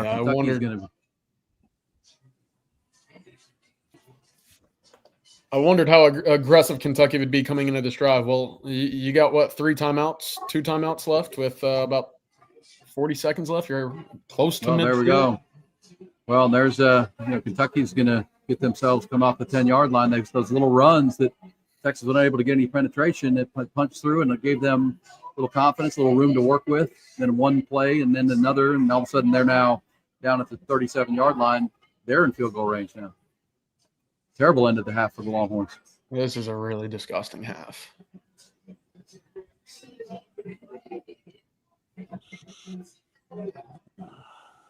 A little slip down that time by Manny Muhammad and gave him the room he needed. Good throw by Cutter Boley. They're going to have a chance at a field goal now. They're approaching 200 yards in the half. Longhorns don't have 100.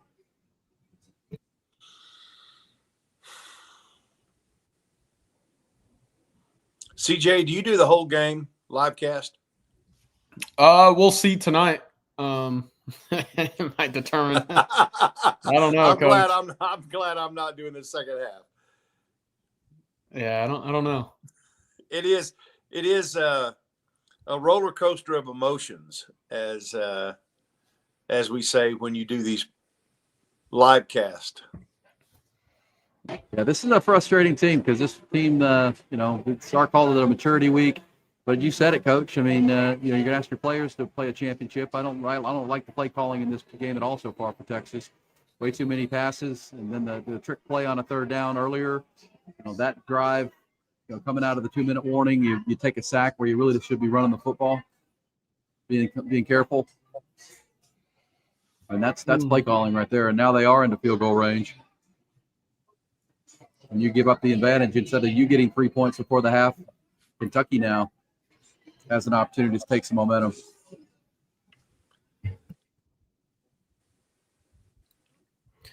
The only drive Texas has been able to generate into points tonight started on Kentucky's 6-yard line. So take that for what it's worth, but that doesn't really scream a lot of offensive consistency or rhythm or any type of identity, No,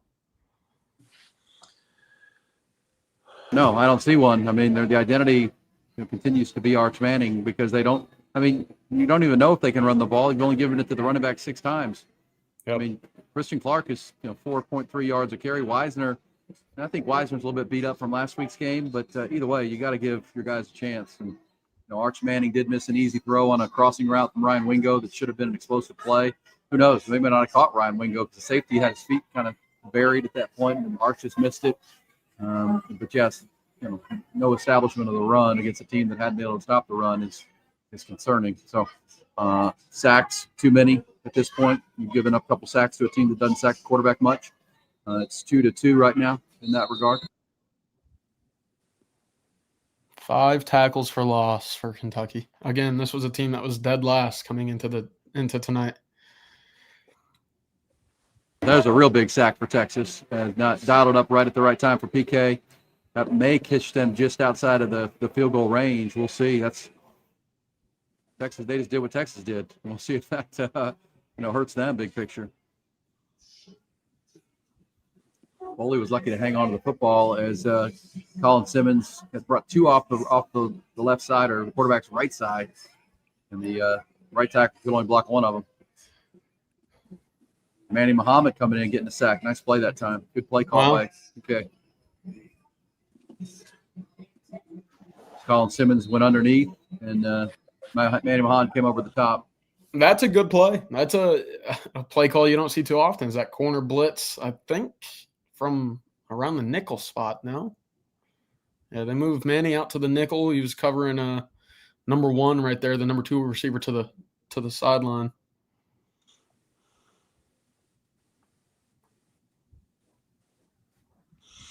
Good play.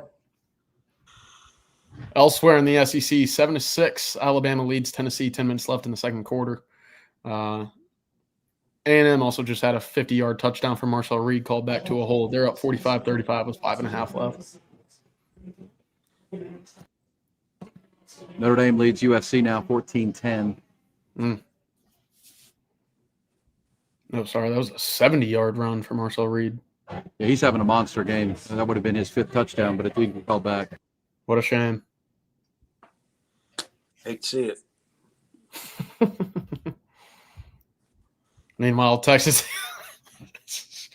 It's up 7-0 on Kentucky.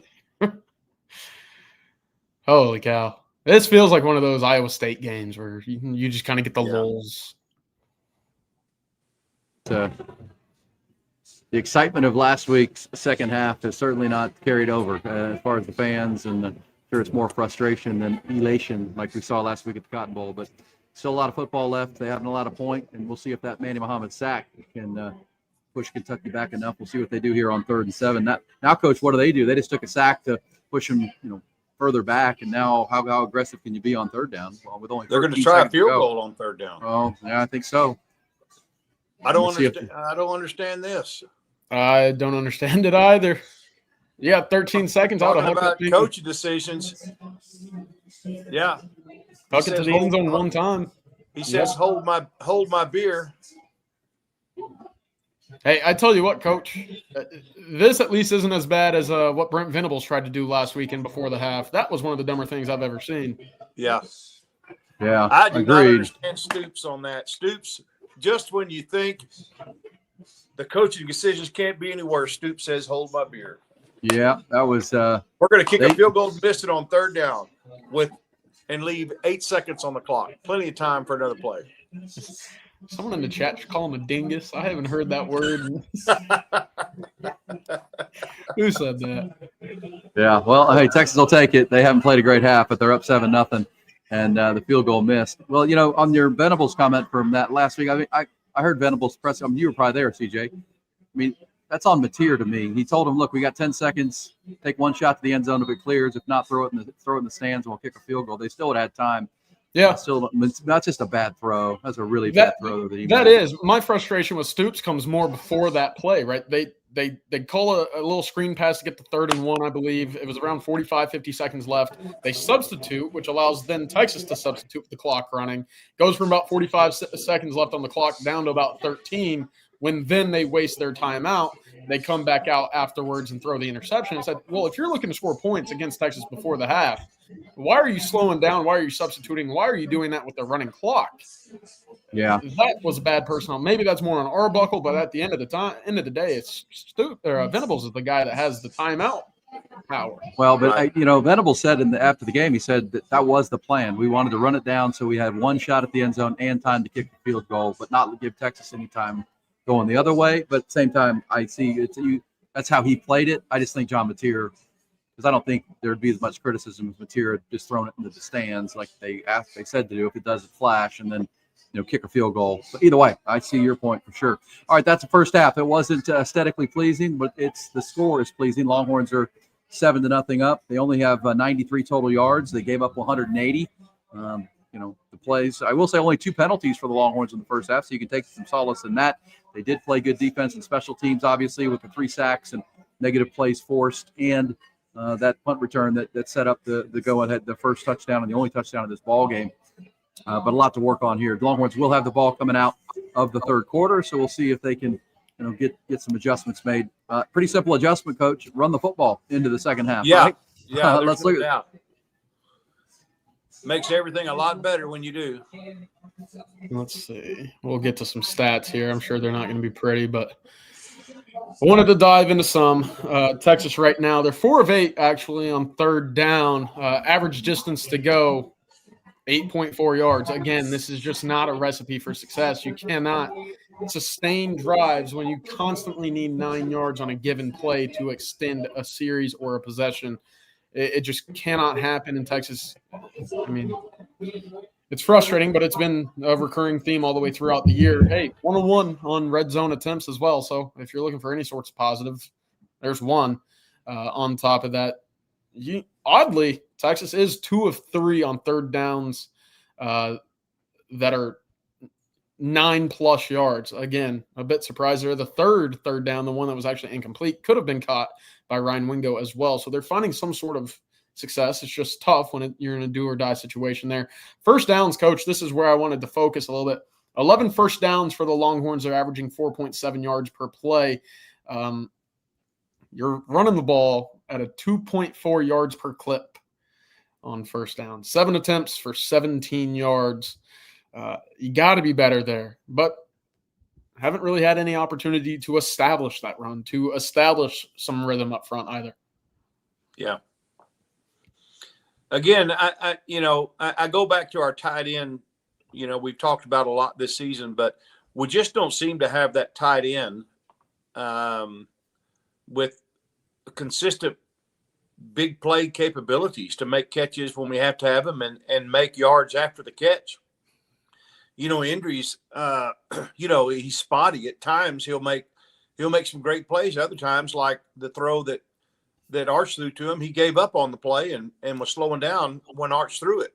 And, certainly a nice catch by Jordan Washington, but, he got 25 yards, but didn't look real athletic doing it, if that makes sense. I don't want to criticize, somebody, but I'm just saying the big play tight end is one thing that we're missing out of this offense that we've had the last 2 or 3 years, 3 years at least.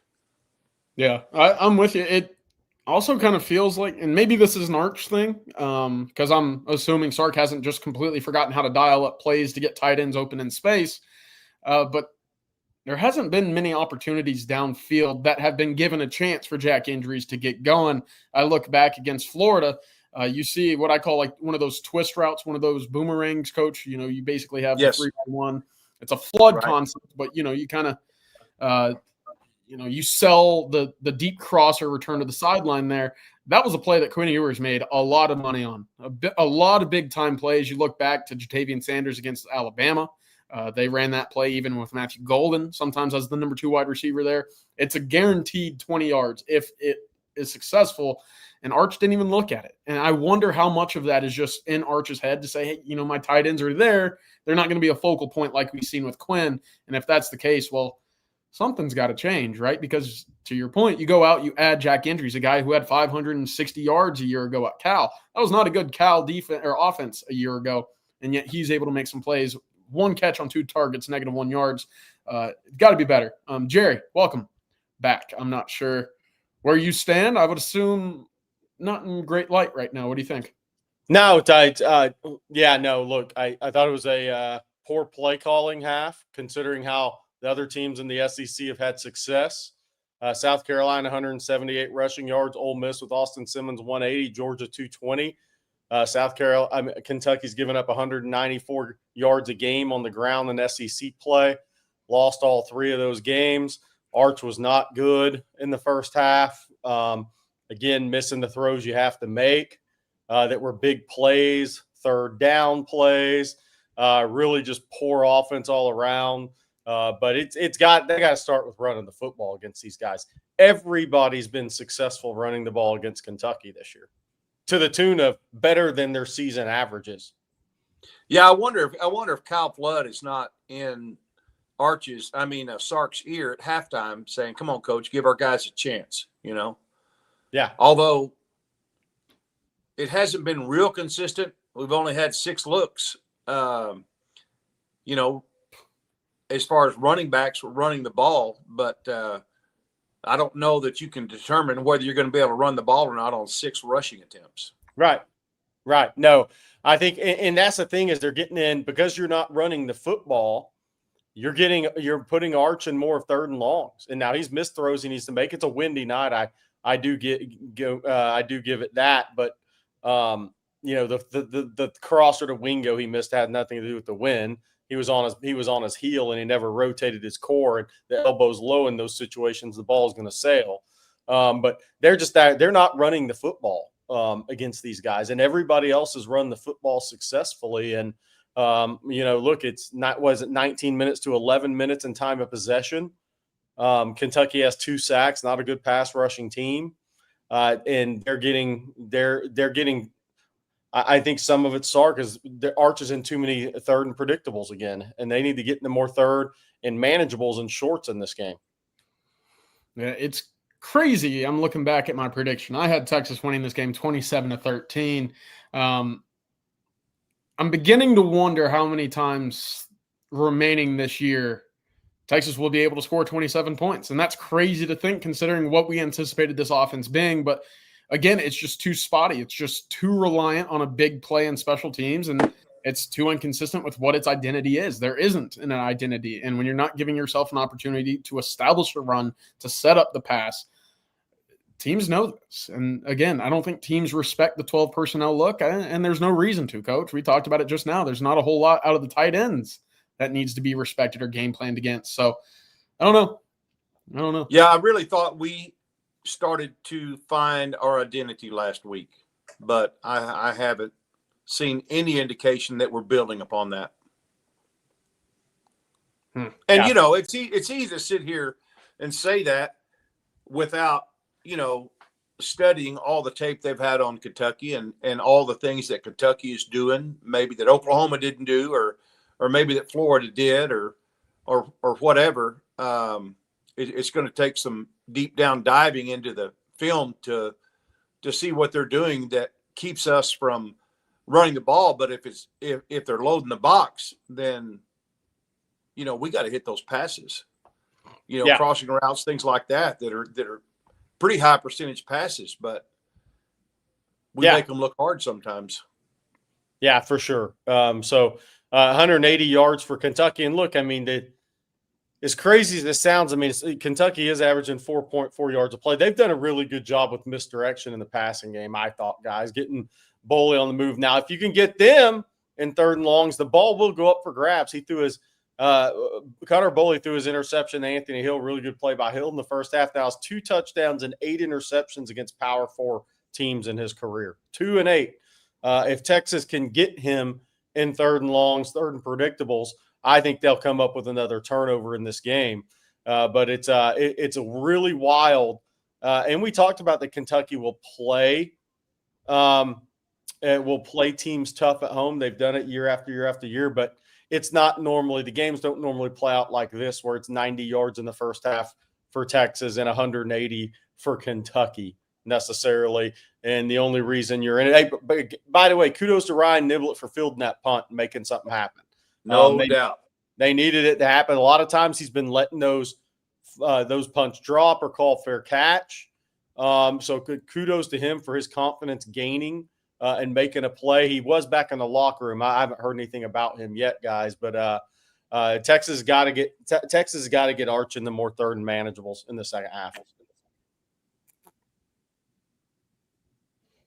Super chat here from Darian. I'm sorry. I understand Kentucky plays people close, but this team just has the appearance of a team that's going to finish 7-5. I hope I'm wrong. Look, if your offense is going to be playing like this against the opponents Texas has remaining, they're not going to beat Georgia. The way that Arkansas can put points up on the board, probably not going to beat Arkansas. We know that Texas A&M is playing some solid football as well. And look, Vanderbilt, another top 10 win under their belt as well. So look, you got to figure it out. And to be 7 games into the season saying, I have no idea what this team's identity is offensively, as well as saying, once again, they need to figure it out. I don't know if they ever will figure it out this season. 7-5, the way we're playing tonight and the way we played in the rest of our games other than OU is certainly a possibility if we don't get something figured out. Yeah, because look, the remaining part of this schedule is, tougher. It's going to be a tougher game on the road against Mississippi State next week than it is this week. Mississippi State's got more firepower. They have more confidence as a team. That's going to be a tougher game. Now we'll see if Bothwell did not play against Florida, their stud running back. We'll see if he plays against Texas next week. But these are games that Texas, if you can't go on the road and run the football, or aren't willing to run the football and play in 3rd and manageable, and try to get as many 3rd and shorts as you can, the rest of the schedule is pretty tough because teams are going to score on you. And I actually think for Texas, this team, they have to play in lower possession games. And that's kind of the point we're talking about. They're going to have to, but in those lower possession games, if that's the way this plays out, they got to be able to score 28 or 31 in Athens. They're going to have to be able to score 31 probably against A&M, 27, 28, 31 in those 2 games just to start. And we'll see what Diego Pavia does because that's such a different offense, that option offense they run out of in the way Pavia plays. So Texas is going to have to score points in at least 3 of the games remaining, and probably all 5 in reality, because Mississippi State put up 31 against Tennessee in Starkville. They have confidence. That team has confidence, even their loss today. So Texas is going to need to play lower possession games. The only way they can do it is if they're going to be committed to running the football and taking 2-yard gains, coach, and getting the 3rd and 6s and 3rd and 5. Yeah, I don't know how you can say you can't run the football when you've only attempted 6 times with your running backs. How can you determine the fact that you can't run the football? You can't. You can't do it on 6 carries. No. You cannot do it. Many teams will have 6 carries by the running backs on the first drive. Yeah. Yep. No doubt. Okay, you guys have a good call. Yeah. Thank you, Coach. Thank you, Coach. Bringing the passion right there. He's right, though. You can't know if you can run the ball if you're not trying to run the ball. I mean, Trey Wisner was the star offensively outside of Arch last week, and he's barely gotten much run at all. Now, you got to stay on the field to be able to establish some running games and some rhythm, but at the same time, it just feels like they're conceding the run without really trying to do so. Only 23 yards net after the sacks, and meanwhile, 42 for Kentucky. I want to reiterate this. Ole Miss went to Kentucky, and they were with Austin Simmons. How'd they win that game? They ran it 48 times. Sorry, I said 180. They ran it 48 times for 220 yards at Kentucky. So Lane Kiffin, who wants to be aggressive, he's an aggressive play caller. He ran it 48 times and threw it 24 in that game. That was Ole Miss at Kentucky. Okay, Kentucky goes on the road to South Carolina, whose offensive line is terrible. South Carolina ran the ball 48 times for 178 yards. They ran it with quarterback Sellers, who can really run it, obviously. Even the running backs for South Carolina, who haven't been able to run it on anybody, really, went over 100 yards or 97 and carried it 32 times in that game. Then last week against Georgia, 2 weeks ago against Georgia, who can run the football, ran the ball again. Sorry, I was off 180 yards. I had the teams flip. They ran for 180 yards, 27 passes, 44 rushing attempts. To Coach's point, teams are running the football at Kentucky, and it's repetitive. The teams that are beating Kentucky, they're running it 44, 48, 47 times, 48 times in these games. They're saying, we're coming at you, and you're going to stop it, and we're going to play off of it.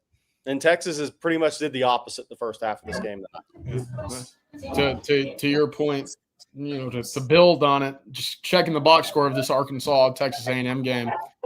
Both teams now over 500 yards of total offense today. They're going to put up points. They're going to move the football.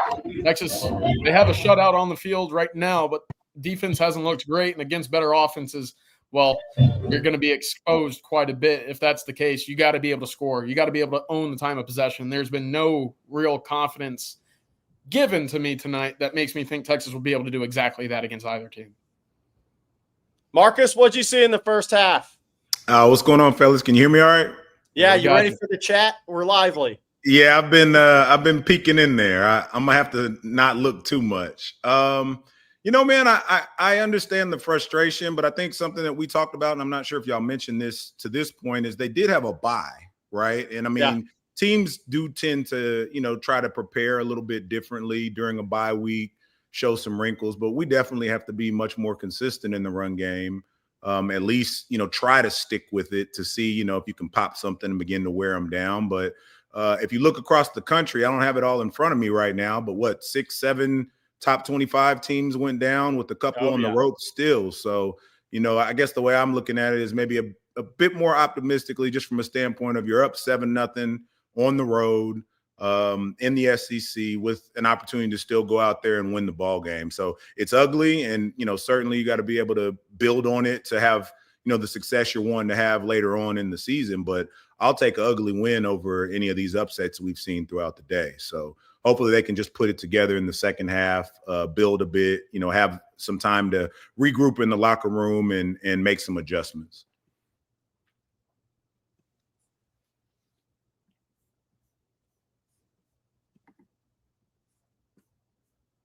I think Aaron had a phone call. Oh, okay. No, sorry, I was just checking one thing.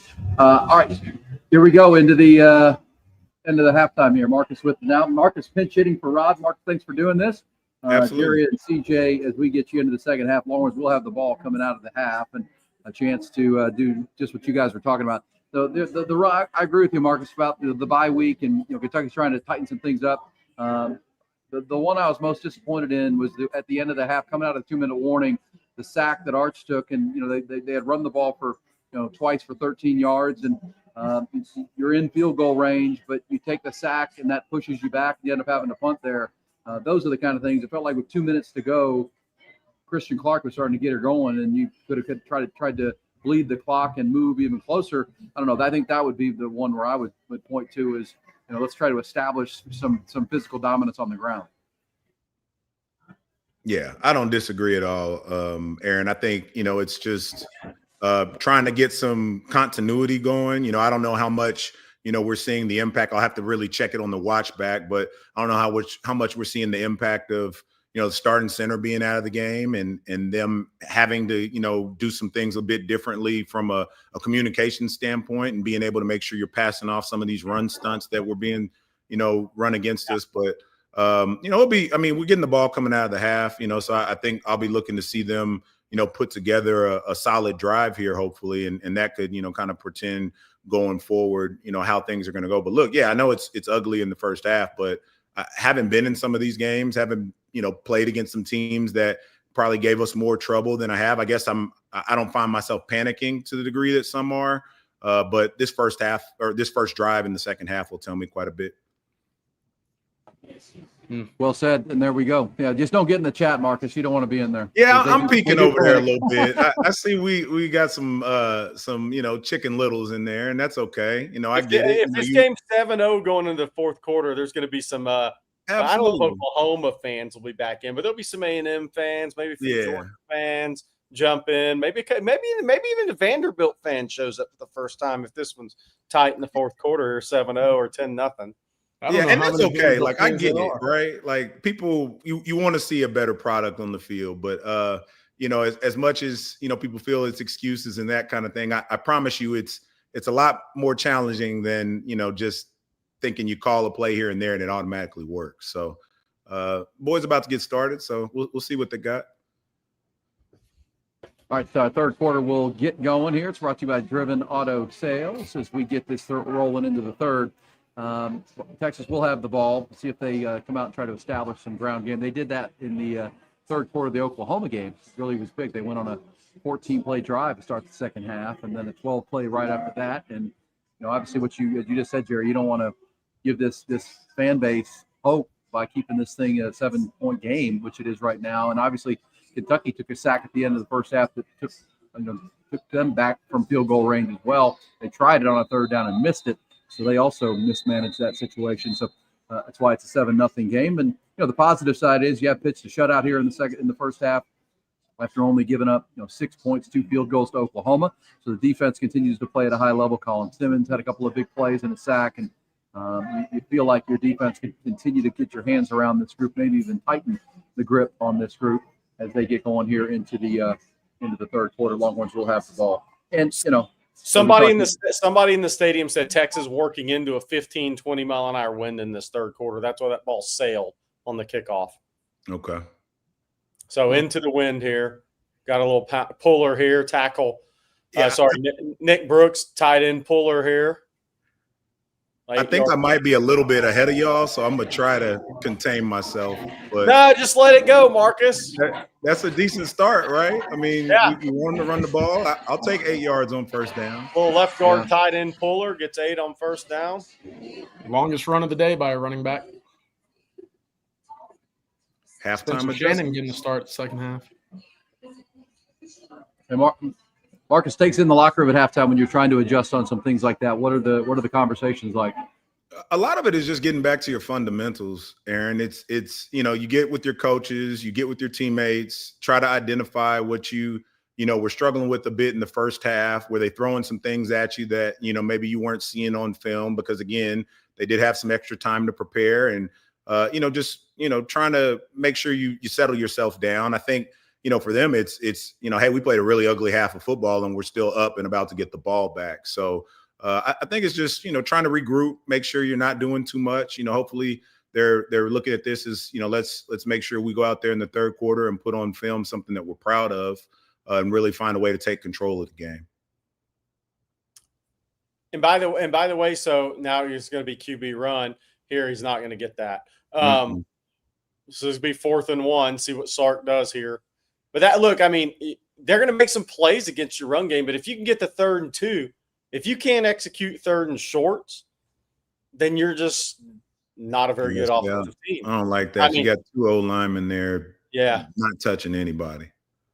But if you can get 8 yards on 2 runs on 1st and 2nd down and get the 3rd and short, that's where you want to be as an offense. If you can't execute from there, you're not a good offense.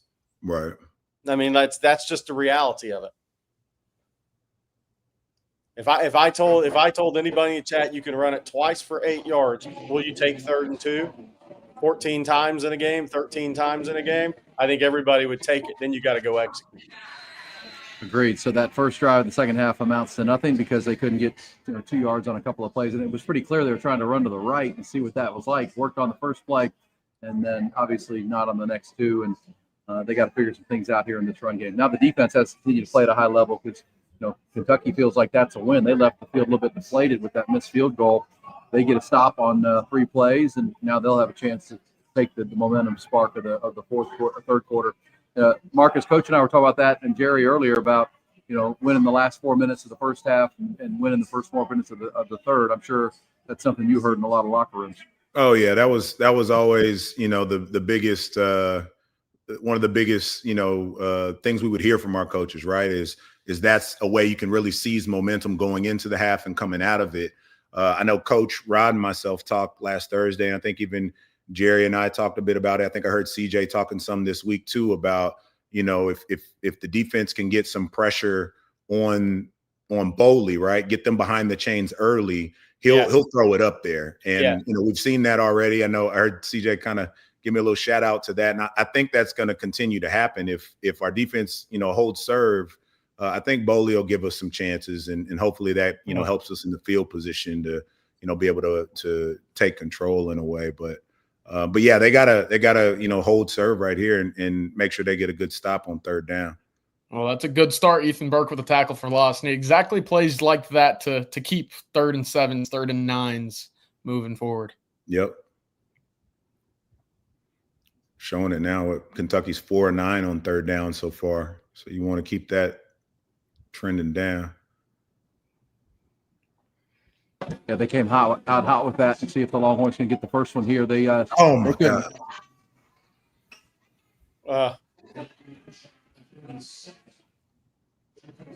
Got to get off the field there. Yeah, that was bunch formation. Got pressure on the quarterback. Didn't get him to the ground. That was a target the bunch, was it not?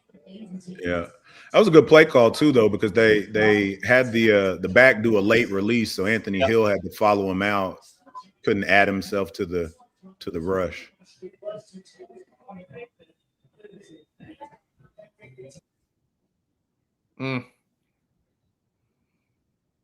Uh-oh. Oh, come on. Ball on the ground.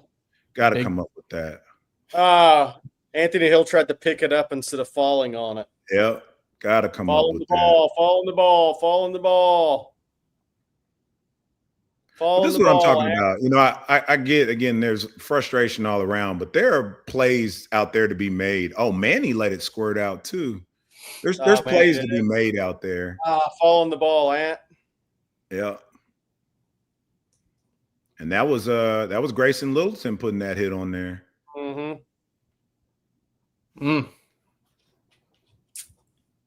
It's all right. Yeah. We got coming up here like 3rd and 4. Travis Shaw, good penetration on that play. He's been doing all right today. I've been seeing him in the backfield a bit, causing some disruption. Ant has 9 tackles already.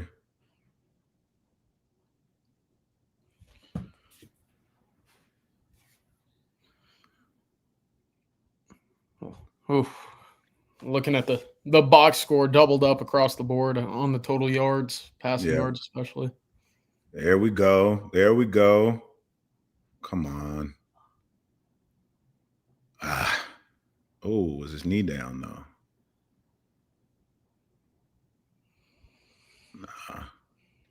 Somebody asked where Brad Spence is. Have you noticed Brad Spence on a pass rush yet, CJ? I have not. I haven't either. I have not either.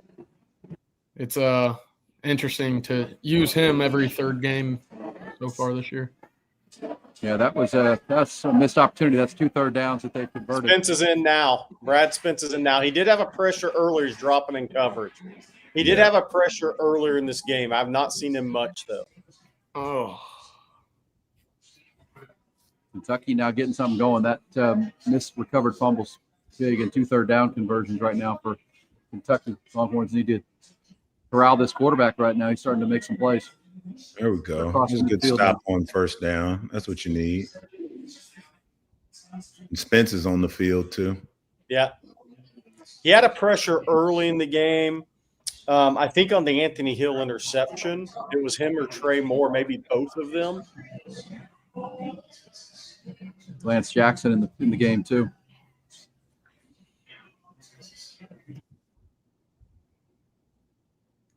Did it end up raining there at all? No, just windy. Okay. Winds picked up. People in the stands that are at the game were texting a group chat saying the winds picked up here to start a second half a little bit. Rain. There you go. Snuff it out. All right. Let's make a play on third down. Michael Taft did a good job that time. Manny Muhammad. Levon Johnson in the game. Yeah, this becomes a pretty big third down because another conversion, all of a sudden you're looking at points or potential points for Kentucky in a one-score game. And half of this quarter's already gone with this drive. They're just milking it and up over 215 yards total. 10-play drive, and they've only gone 38 yards. Go. And off the edge. There you go. That's kind of what they want, Aaron. Yeah. No, this game is going exactly how Kentucky wanted it to go, except they wish they would hit a field goal or got a fourth down. Right. Kentucky is tickled with how this game is going right now. Yeah. Texas has 102 yards at the midway point of the third quarter. Yeah. So go for it here. Mark Stoops probably needs to go for this on 4th and 2. And it's almost automatic, right? Yeah, you got to go for it. They do, and Texas having a hard time getting a hold of that quarterback. Cutter Boley's playing a good game. He's 19 of 21 of 20 now. Yeah. Everything's seeing more Anthony Hill off the edge here as well. Yeah, they are starting to bring him more, which I like. If you're going to drop Colin Simmons into coverage as often as we've seen tonight, at least bring Ant, right? Yeah. Yeah, there was they're letting Cutter Boley find some rhythm here, guys. He's starting to kind of feel this game, running and throwing. I mean, it's all short stuff, obviously, but they're 21 of 26 now. Two third down conversions and a fourth down conversion now on this drive, and they're just on the field goal range. It's a good stiff arm.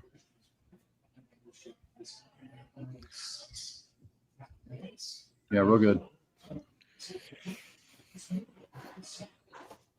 Yeah, this so far is that's why we go back to that fumble that was on the ground and Texas didn't get to it. This is Kentucky, how they drew it up at their halftime. Get a 3 and out and control the ball. Make this a one-score game approaching the fourth quarter. This is exactly their plan. Yeah, I agree. They're doing it at 2.4. There we go. There we go. Yeah, Texas needs a negative play, something to stem this. Yeah. And there it is right there. That's one I got. Who was that huddled under? That was a great play. Alex January. Yeah. He's been active. January or Brevard, one of the two. All right, so now you got to get off the field on third down and force a field goal. Get your offense back on the field because this is one of those death by 1,000 cuts kind of drives. It is. Sitting at 13 plays for 51 yards. That's a great push up front. Another good stop, but that might be 4-down territory for them. Yeah, we'll see. 45-yard field goal downwind, so playing like a 38-yard field goal. What is Stoops pissed about? What happened? Was somebody offsides? Yeah, Stoops ain't happy.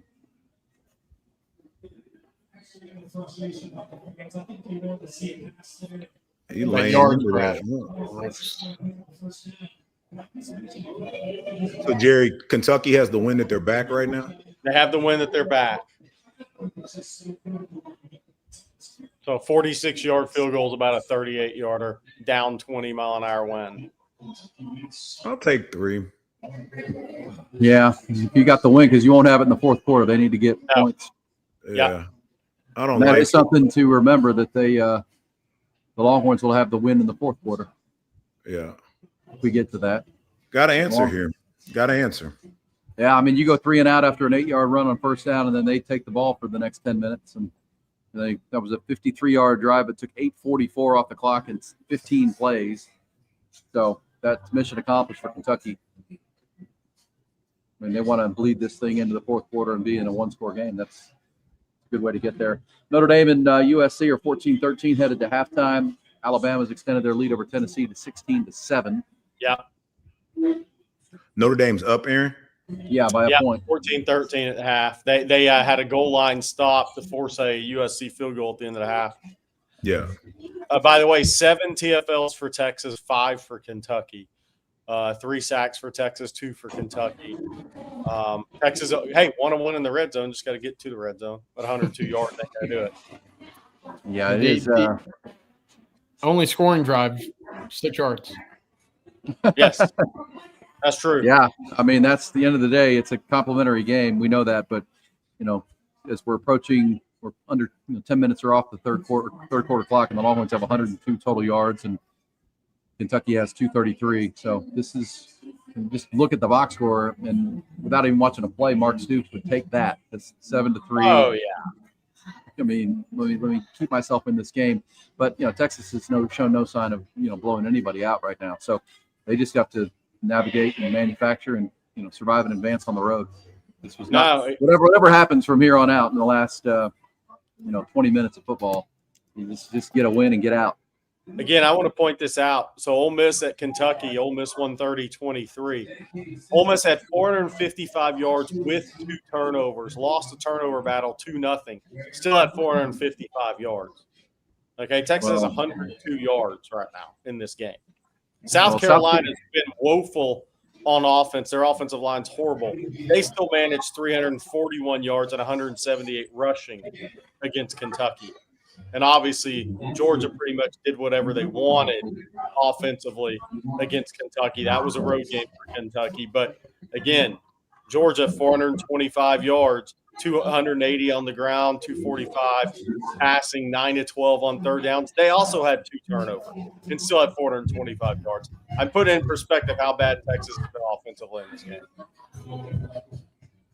Yeah, it's and as Marcus said, I mean, talk about that a little bit, Marcus, coming off a bye week, and I did hear Mark Stoops, his press conference, and then his conversation.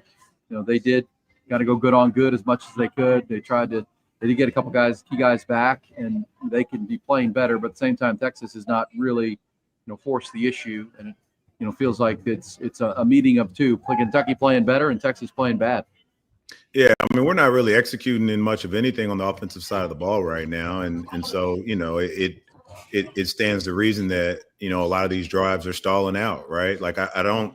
A lot of times, like this stuff isn't overly complicated in my opinion. It's making a block here. It's I say it all the time. It's whooping the man in front of you. Right now, they're not doing that. On the offensive side of the ball, and when that happens, you let a team hang around at home. So I think they got to kind of get back to their fundamentals and find a way to get to the basics. It should be a fist fight in every play, and that's what we talked about, Jerry. Is like how do they handle prosperity? As they move forward, coming off of an OU game, and it looks like right now they're not doing the greatest job of that. And so this is where you kind of find out what you're about. I think Coach Shipley said it pretty well. Of this game will help you learn what your team is about and how they go about finishing it. So granted, it hadn't gone the way that we would preferred it to go to this point, but I guess, you still got a chance to go out there and make something happen. I don't know. I was kind of smiling because I was peeking at the chat a bit. I don't fault anyone for, feeling the way they feel. It's just hard for me to get that far over my skis to, just completely feel like it's a complete collapse in all facets of the game. To Aaron's earlier point, would have loved, Ant to just fall on that ball instead of picking it up, right? And you don't even give up that 3 to this point. So, I don't know. I still see a lot of opportunity out there to make some plays and to put some distance. And, even when we were talking about in the week leading up, we kind of expected Kentucky to try to muddy this thing up. And that's what they're doing right now. CJ, what you over there looking at? What you got? What happened in what game? Sorry, I had the Alabama-Tennessee game on my monitor over here. Tennessee had the ball on the 3-yard line going in with 9 seconds left against Alabama. They were down 16-7. They just threw a 101-yard pick six. So Alabama now up 23-7 as time expired in the first half. Oh, wow. On the last play, that could be the game changer. You're making it a game at the half, and instead you're down 23-7. That is unbelievable. 14-point swing right there. Hey, our third quarter brought to you by Driven Auto Sales. My man, Jeremy Jones, good friend of mine, lifelong Central Texan. He and his team, their long-standing motto, a simple one when it comes to a used car, a car purchase for you. Make it more than fair and more than fun. And that's really what it's about. Or more than friendly, I should say, and fun. It's simple. If you're looking for a vehicle, go to drivenoautosales.net. You're going to see all the vehicles, a lot of great trucks, maybe your dream truck or car, their quality, its variety, customer satisfaction, everything they do. I promise you, they've been doing this a long time. They're based in Buda, Texas, but really they're internet-based, so they deliver all over Central Texas, all around the country. All over the great state. They sold vehicles at an outstanding value. So when you go and you see the website, drivenoautosales.net, it's a click away. The price you see right there is going to be the price that you're going to pay. No more than that. There's no add-ons, no tack-ons like you'll see at the dealership. You'll find your dream vehicle or truck, or just a car or truck you need right now. Driven has everything. They can find you what you need. Fuel-efficient compact cars, full-size options, each one meticulously inspected for quality and performance. And every car you buy from Driven Auto Sales comes with a complimentary lifetime powertrain warranty. And again, it's more than fair. It's more than friendly, like we are here in the deep south in the heart of Texas. It's Driven Auto Sales. Click away at drivenoautosales.net. They bring us this third quarter, and thank you, Jeremy and his team. Here comes some super chats in. Here we go. This says, Jerry, why can't Sark recognize? Hey, we just need to find easy plays we can execute and let our athletes make plays. So frustrating. Well, I heard you, Marcus, talking about that play where Arch was coming. There were two offensive linemen not blocking. Sometimes it's a missed throw by Arch, and sometimes it's a missed block by a guy that just got to get a hat on a guy and let Arch get to that first down on the previous drive. Yeah, by the way, we talk about always kind of talk about Sark need to get in his bag. I want to see the bag, because right now it's a old Happy Meal with soggy fries that have been in the backseat of the car for a month. So I need to see something here from out of the bag. It's a 5-yard run to start. And, somebody mentioned this in the chat, and I certainly agree with it. Some of the play calling has to be complementary to the defense. They're playing really well and at a high level, but you don't want them to break by great pass. Here we go. Off to the races. Let's go, Mosley. This is what I was, I guess, looking for coming out, right? Is you find a way to respond. There it is. Your offense gets some things rolling. It gives your defense a chance to catch their breath, right? They got to continue this, but they're capable. It's just a matter of executing. And, sometimes that takes longer than we would like, right? And again, I think it's huge that your center's out. Just when you were, starting to kind of find some things that were working. Now you have, a guy in that hadn't been, taking all the first team reps, up until this week. So, just give these guys a chance, man. Sometimes they got to grow during the game, and sometimes it does look a little got to hit that. First target of the night for him at Mosley comes 3 minutes left in the third quarter. And Arch, and this is the inconsistent bad Arch tonight. He's missed 3 throws you just have to make. You have to make in this game. Yeah, that was a great play call by Sark. He schemed Jack Hendry's wide open, and it's just a wide open play, and he kept running too. So see, sometimes this is what we're talking about, right? Like that's not a bad play call. That's on a player, That's the problem, Marcus. Offense, it's been both. Right. It's Agreed. like it's been both. You can And figure it out if it's one or the other, right? Yeah. But when you're having both happen every other play, that's tough. That's when you're 7-3 against the team that hadn't stopped the run all year. Right. Well, and that's when you're inconsistent. One day it's one play, it's a play call that maybe wasn't the best, and then a great play call gets made and it doesn't get executed. That's a challenge. And that leads to inconsistency, obviously. Now I wonder if you get into 4-down territory here. Oh yeah. You get at least 3 or 4 here. Yeah. Yeah, because this is into that. There you go, Arch. This is where Arch was so good last week. Isn't that incomplete? Yeah. And you're into the win, so you can't kick a field goal. You're on the 35. Oh, that's right. You are into the win. Yeah, I mean, so this is playing like a 57, 58 yarder. Let's see, who is this one on? Let 14 come free. This is almost go for it territory. I mean, are you really going to punt it? That's been what Sark's leaned on tonight, punting in plus territory. Yeah. But you're going to take a delay. He's going for it on this one. He's going to try to kick it 53. Maybe the winds died down. Let's see if the winds died down because he's not kicking this into a 15-mile-an-hour breeze. He hit that. That's good. Nice. There it is, little bend coming right inside the penalty. That's like Jerry with the wedge. Just kind of the old days. Got it in there, baby. Yeah, the old days. Now I'm taking it away inside, coming over the top if I try to play. So that's never good. You could see it right at the top of the post too, Jerry. As the ball was going up, the flags weren't moving at all. Yeah, so. yeah. He wasn't kicking that into if the wind was whipping like it was at the start of the third quarter. No chance. Right.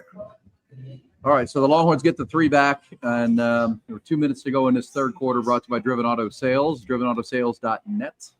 And yeah, Sark's that one play, you got Emmett Mosley on explosive, and then you kind of shot yourself in the foot a couple times in a row to prevent a better drive. But at the same time, you get three back.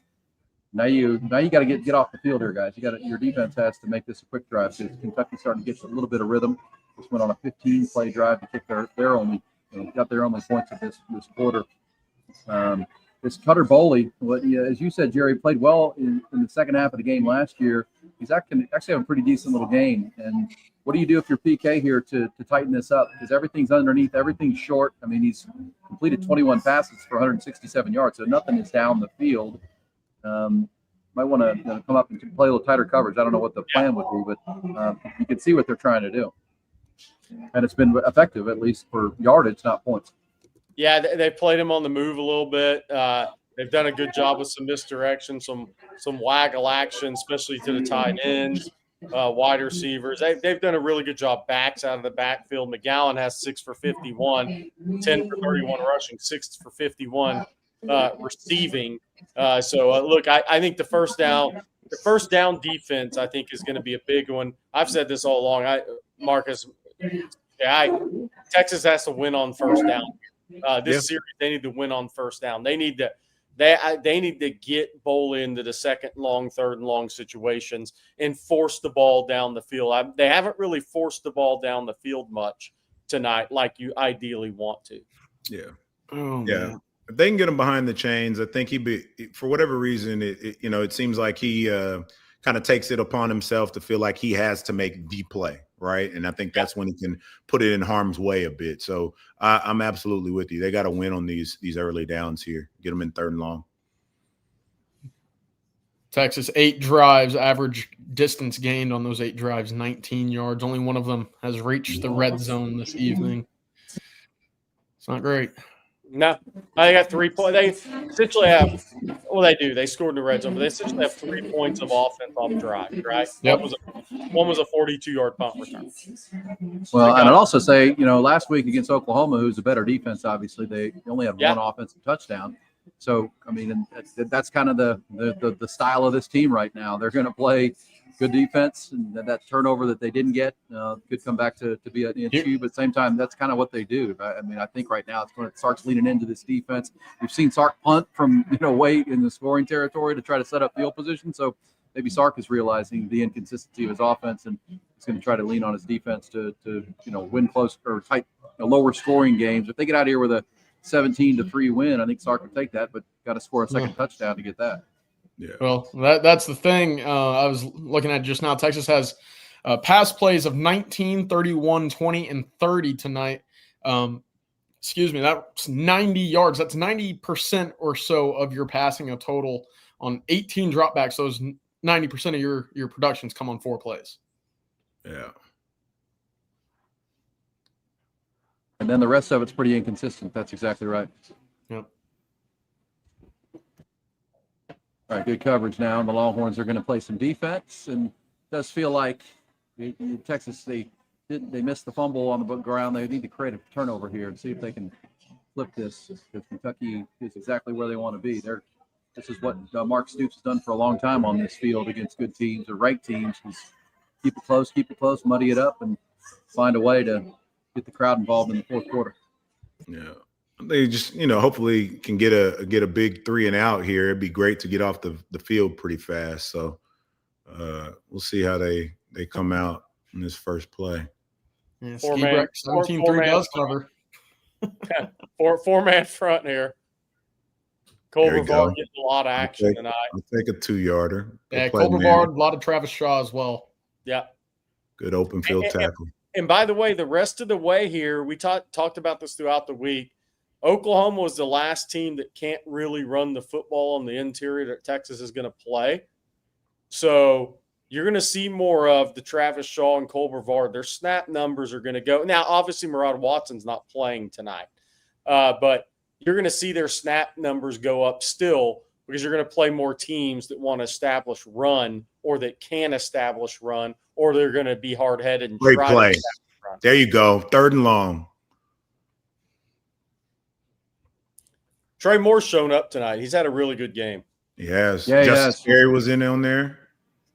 Yeah, real good play. Trey Moore, he had the big sack right there before the half. And This is where you got to get off the field. Yeah. Got to get off the field. Look, this is a 3rd and 14. This is where Boley has, again, in his career, 2 touchdowns, 8 interceptions against Power 4 teams. This is where he'll give you one. That play by Trey Moore. I think Texas heavily emphasized the quick swing screens, because that's twice now where Trey Moore and Grayson Littleton have both made tackles for a loss on plays where they jumped it immediately. All right, Longhorns are going to get off the field, and that's what you called it. You called it, Marcus. Let's get quick 3 and out, get the ball back, see if this offense can find some rhythm. Is this wants to run 3 good plays in a row at this point. Yeah, man. Look, I get it. I get the frustration, but I'll take an ugly win. I think now when I think back on the predictions, Bobby called 20-10. You know, so he was probably kind of envisioning a version of this, but kind of to your point, Aaron, if they can put something together here, eat some clock, go punch it in, get back on the plane, get home. One play, flip the field, and now you have the wind as well. Yeah, I would run the football here, get to the 4th quarter. Oh, God, this arch graphic. Oh, wow.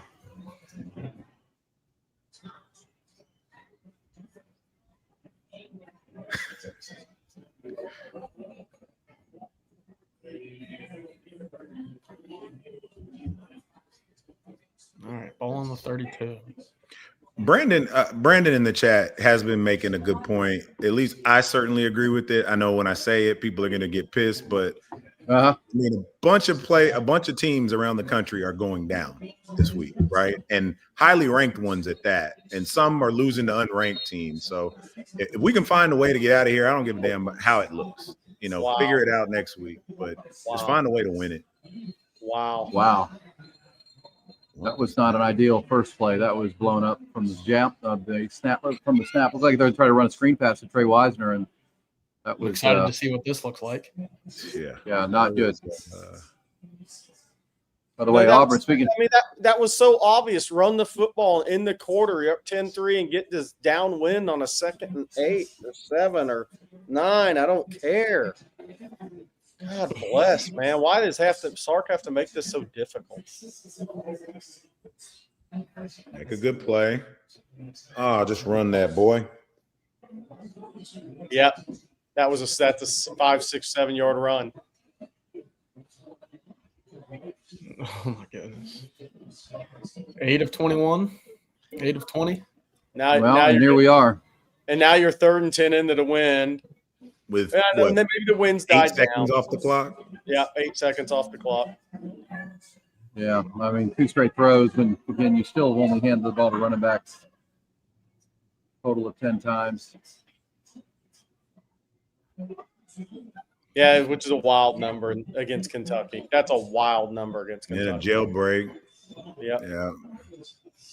That is not what you're looking for. Yeah, that's a bad series right there. You said it, Jerry. Run the ball, let it run down, get to the 4th quarter, and go from there. Instead, 3 straight passes, go backwards, and you're going to punt to start the 4th quarter. 10-3. It's just an out and out hard-headedness against running the football. That's all this is. And which is surprising based on everything all the numbers about Kentucky previously, but at the same time, running the ball really established everything 1 week ago against a really good Oklahoma defense. I don't know the mindset. Doesn't make sense to me. Is Trey out of the game? He was in on that first play that was the blown up screen pass. Screen? Yeah. I thought that was Clark. Oh, well, the numbers sometimes 6, 7. They're 6 close. and 5 can be close. I wonder if he's hurt. I'm not hearing the broadcast, so I don't know if they've mentioned it, but I've not heard any marks either. I could have missed that on the screen. I saw 5, but that 5 and 6 look alike to me. I think it was Clark, Aaron, which is interesting. If Clark was in there for all 3 plays, that makes me wonder what's going on with Trey.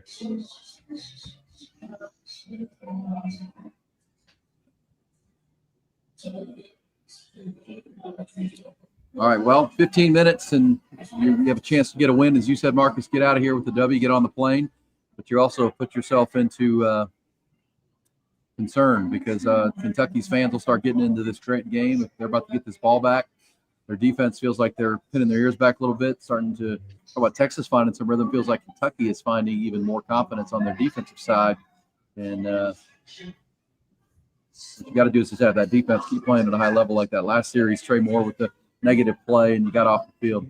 But, average – you have the stat there, CJ. Average yards per completion is 12.5 for the Longhorns, but, they only have 8 completions. So, meanwhile, Cutter Bowley's got 23 completions, and their average yards per completion is only like 7 yards. So everything is short, but they are controlling the football. And the most important thing is they only have 3 points on the board. But still, it just feels like this is the game plan, the blueprint that Mark Stoops would have drawn up if he could have. And here he's got it starting the last 15 minutes. Yeah, it's really a shame that these games have kind of become a chore each weekend. Aside from maybe the escape from reality a week ago in Dallas, you get the win, the vibes are high, things are great, but it's really 4 out of the last 5 games where you kind of sat around saying, this is ugly. This isn't very enjoyable to watch. And again, that shouldn't be the case. You shouldn't be watching a product in year 5 with all of your recruits on your offensive line with what you expected to be, the guy at quarterback. And you're sitting here at Kentucky, entering the 4th quarter with 134 yards and 10 points on the board. And I'm not making fun of the chat. I promise I'm not. But we're back to the fire flood chat. But I'm going to remind everybody, and I've done it before, this is Sark's right-hand man. He's brought him for 3 jobs now. Just remember that. Just remember that when you want somebody fired. Look, just remember that one.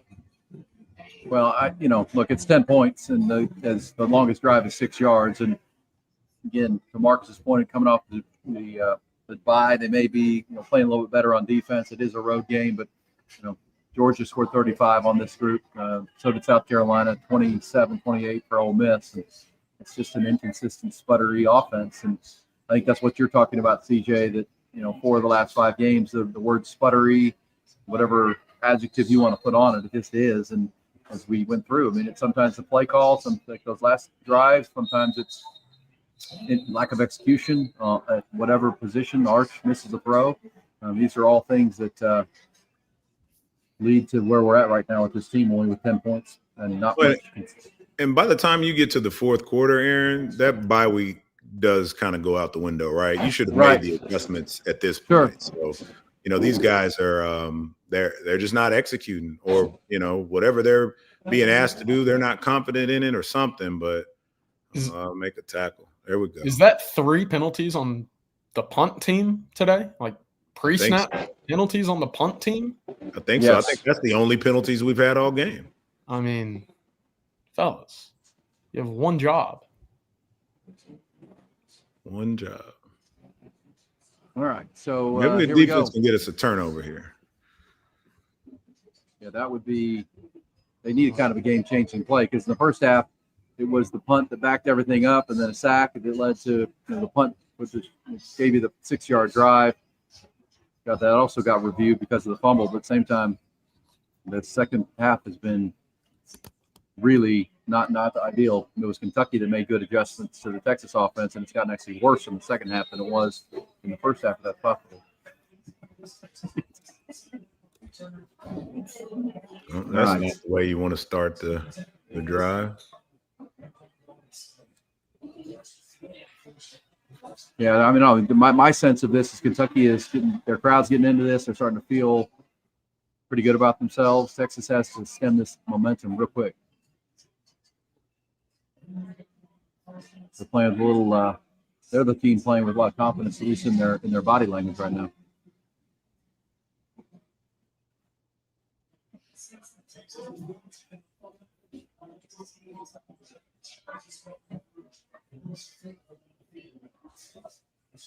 See, now when they're falling forward, it makes you wonder, is the defense getting a little tired? Oh, yeah. This is where if you can run the football a little bit and you can get Boley out of those, they've kept him out of 3rd and longs, and they're giving him a chance in this game.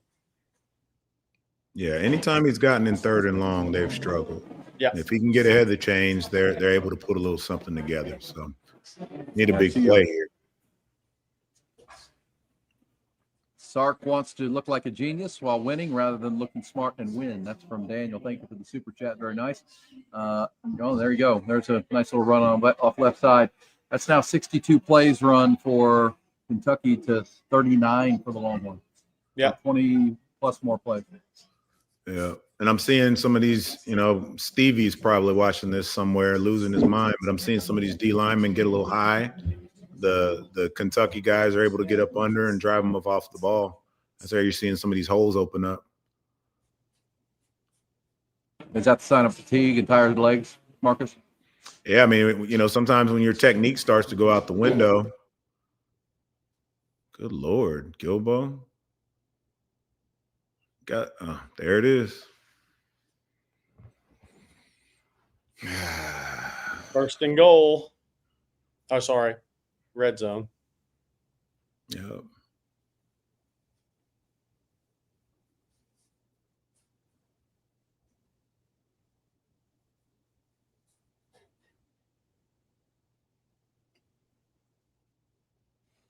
That Kentucky running backs have carried it 23 times.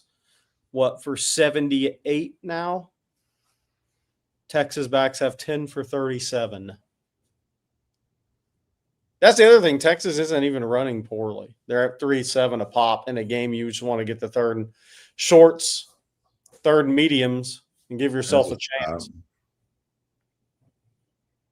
Got Zena in the game. Yeah, man. January, Zena.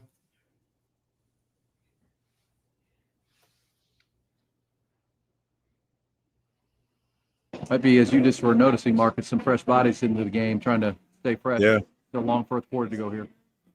They need to force 3, and Mark Stoops, looking at the clock, looking to score, does not want to have to kick the field goal here. Yeah, you see him rotating in a little bit more here, I think, to give guys some rest and an opportunity to you can't let them scramble like that. There's a touchdown. Wow. That's the play they needed, and now the crowd's going to be completely into this game, and the Longhorns have to execute offensively. They haven't all game, so this is how you put yourself in a dangerous spot, and Kentucky is taking all the momentum. And now it's officially up to the offense to go win the football game. That's right. An offense that has 134 yards tonight. Yeah, defense is tired, man. They've been out there a good bit. Yeah, I mean the defense has now played. Was it Aaron 66 plays with 12 minutes to go? I mean they're on pace to play 82 snaps tonight. Yep. What's the time of possession on this? 31:53 to 16:03. Yeah, they're on. They're all year. You up. Yep, they're on pace for 40 minutes of time possession and 75, 80 plays. Yeah. Yep. And this is what happens when you don't. This is what happens when you aren't willing to run a football too. It appears I can't leave the stream here, fellas. That one's on me. What's the matter? I butt out for a little bit. They score a touchdown. I'm back now. That's all right. Well, and now, as Jerry just said, it's a frustrating time because the offense now has to create more than a 6-yard drive. They need points now. And the offense has to go win the game, CJ. How you feel about that? No. I don't know. Notre Dame's come out with a touchdown, by the way, guys. They started the second half of the score, so it's 21-13 Notre Dame. Yeah, well, they got to sustain a drive here, man. You know, it can't be just – They can't. They're incapable. Yeah. They haven't reached the red zone one time today on a drive that they've actually had to do something. Yeah, you're right. The It's one Kentucky. time was off the turnover. It's Kentucky. Yeah. Steve Breck's very positive in the chat. I like that. He must be working on a hangover from SeaWorld. Our buddy Ski Breck has a hangover from SeaWorld. And he was at Disney before that, right? He was, Fall of honeydews. I'm proud of him. He's my guy. But yeah, I mean, look, reality is, CJ, we were talking, it's like Kentucky's pretty much almost doubled up the amount of plays. Kentucky running backs have carried the ball 24 times. Kentucky's run it, counting sacks, 33 times. Texas backs have run it 10. Well, it's one of those, again, we're going to root for Texas here, but at the same time, if you were like in a parlor in London, you'd be live betting CJ for Kentucky just based on all those numbers. If they have gotten this even, they have worn Texas' defense down, and Texas' offense has not shown the ability to sustain drives and stay on the football field. So, Texas has 12:04 to disprove that, and as you know, they just want to get out of here with a win now and get to 2-1 in SEC play, no matter how they have to do it. Man, it's feeling like, again, the momentum, the crowd, the Friday night and the Saturday night in Lexington. These are all things that Mark Stoops for 14 years now has played into. He understands he's the underdog most times against teams like Texas, and he's got a recipe, he's got a blueprint for it, and he's executed it right to this point. He's got the time of possession and the fresher team and a quarterback that's feeling pretty good about himself right now. Hey, for the chat, what's the least yards in a game Sark coach teams had at Texas? CJ, you know it off the top of your head? No, I do not, but I kind of want to find out. I'm guessing 134 is the one right now. I mean, the TCU game way back in the day was pretty ugly. Arkansas in 21 was pretty ugly. K-State, but I don't think I can't remember anything to this level with 12 minutes to go in a game. Yeah, it's Texas had 199 yards against TCU in that game. I remember. I thought it was under 200, but yeah. So, look, this is people are saying this is comparable to Florida. This is a lot worse than Florida for me right now. See what the offense does. I would agree with that. This is a lot worse. Well, because the defense is still playing good. Yeah, and Kentucky's a bad defensive team. That's the other thing. Florida's not a bad defensive team. Kentucky is a bad defensive team who can't stop the run. 34 yards. Well, and Texas scored 21 against Florida. If they had 21 tonight, they're going to win easy. Yeah. I mean, again, I'm going to keep saying this. Kentucky's in SEC play is giving up 194 yards a game on the ground. And here comes that momentum I'm talking about. That crowd's into this game now. They weren't sure if they would be. They've seen this recipe before. There it is from Quentin, 121 against Iowa State, 2021. Thank you, Quentin. What? I don't remember it being that. You had Casey Thompson playing skee ball with a broken hand. Trey's back in the game. I don't know what that was. Why he was out the last. Yeah, that was a good run. He fell forward that time. Well, the Iowa State game in 21 was the Bo Davis on the bus game, right? Oh yeah, yeah. You think Akina's got one of those in him? After this? Yeah, he might. I don't think Akina's got one of those in him. Ryan, I remember the score is bad. I didn't remember 121 yards, though. That was passing. Oh my God. 5 total. Yeah, 109. Oh my.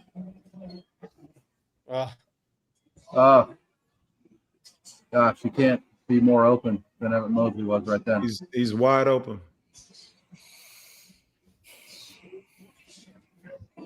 You needed that first down just to keep your defense off the field. I mean, you need him to convert on all these throws, but he is just he's missed way too many easy throws. He got hit, yes, but the ball still had plenty of time to be accurate. That was – I mean, he had a man barreling down on him, but that was a little freshman moment for Nick Brooks, was it not, Marcus? Yeah, man. These guys look soft again, man. Like I hate to say it, but like, get on that. Come on. Yeah, I mean, you got to be more physical at the point of attack than that. You know, you turn a man loose straight up the middle. We talk all the time. The place the quarterback hates the most is to get a pass rush straight up the middle. It just, I don't got an answer for this one, fellas. I don't. I'm telling Jeff he can never go to a game again. Oh, he's at this one? Fumble luck again. Just not going Texas's way. Yeah. Not at all. No, I mean, that's a couple balls on the ground, but that's two punts for the balls on the ground, and obviously the play in the third quarter. But, guy says just simply missed him. He's awful. Pull him. Well, I mean, they're not going to pull him, I don't believe. But at the same time, those are about 4 or 5 throws this game that just need to be completed to have an effective offense. And Trey Wisener gets you 8 yards on a run, and Emmett Mosley comes clear on a little slant, and he's good to go, and just got to hit him in stride, and he might still be running. Instead, now your defense, this is big. This is big, guys. I mean, if they have a stop in them, a turnover, negative play, something, PK's got to dial some stuff up here because this crowd, you can feel it. It's tough, though, Aaron. You just go 3 and out. Like it. I know. You know, it's you're not doing anything to help your defense. You're effectively asking them to – completely carry the team at this point of the game. And that's hard against anybody you're playing, but let alone, like you said, on the road, crowd, starting to get into it. And it all goes to your point earlier, Jerry, like those play calls were just fine on that drive. The prior drive, not so much. You're over there throwing the ball 3 times in a row. So, it first, maybe it falls at the feet of Sark. The next drive, you're just not making the completions that need to be made.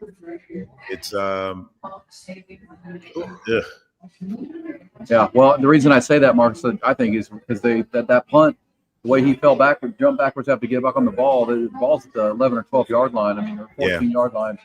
If you could make one, call up one play to get them negative, to get Bully involved, because what you can't let them do is start getting downhill here. Yeah, they got to stymie this, and if you can get a 3 and out here, you can get some decent field position.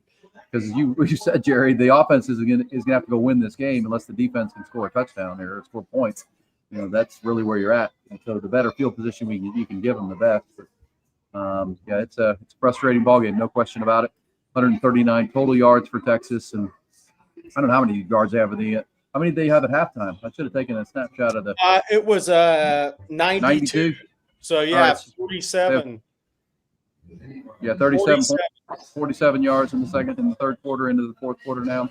Yeah. That's nice. Nothing working. Third downs is 4 for 12. Total, only 7 total first down.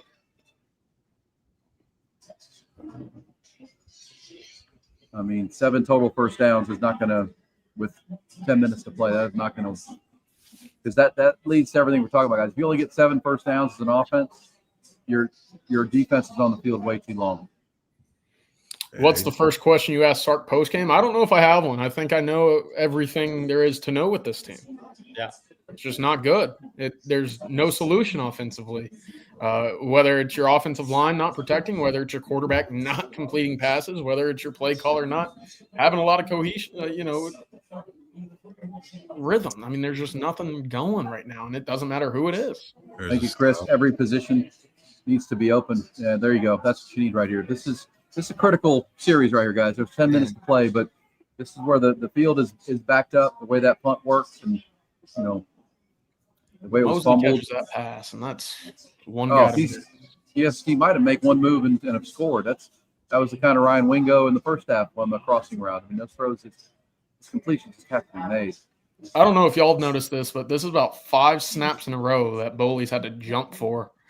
Might be worth mentioning a little bit. Just keep an eye on it.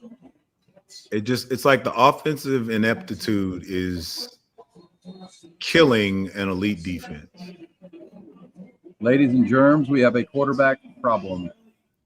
Yeah, I mean, in this game, and inconsistencies. I think there's an inconsistent offense problem, but the quarterback's a major part of that.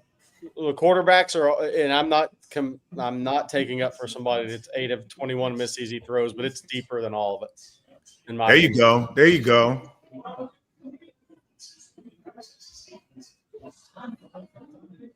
Is Gilbo hurt, or did they just yank him after that penalty? I think they just – I don't think he didn't look like he was limping or anything. Yeah. Thank you, Mike. We were sold a bill of goods on this team. Well, good. I mean, at this point, with 10 minutes to play, almost 9 now, you got to get out of here with a win. It's going to be an ugly loss. Post game won't be pretty, but you got to win this football game if you're Texas, or you're right back where you were last week. But your season is. There you go, Colin. Get on that. Get on that. Oh, Come on. What's coming? All right, if that's the defensive play, if they got it, that Texas needs. If they ruled it, somebody's hurt. We got somebody hurt. Oh, Travis Shaw. Oof. Damn. Kentucky get that ball again?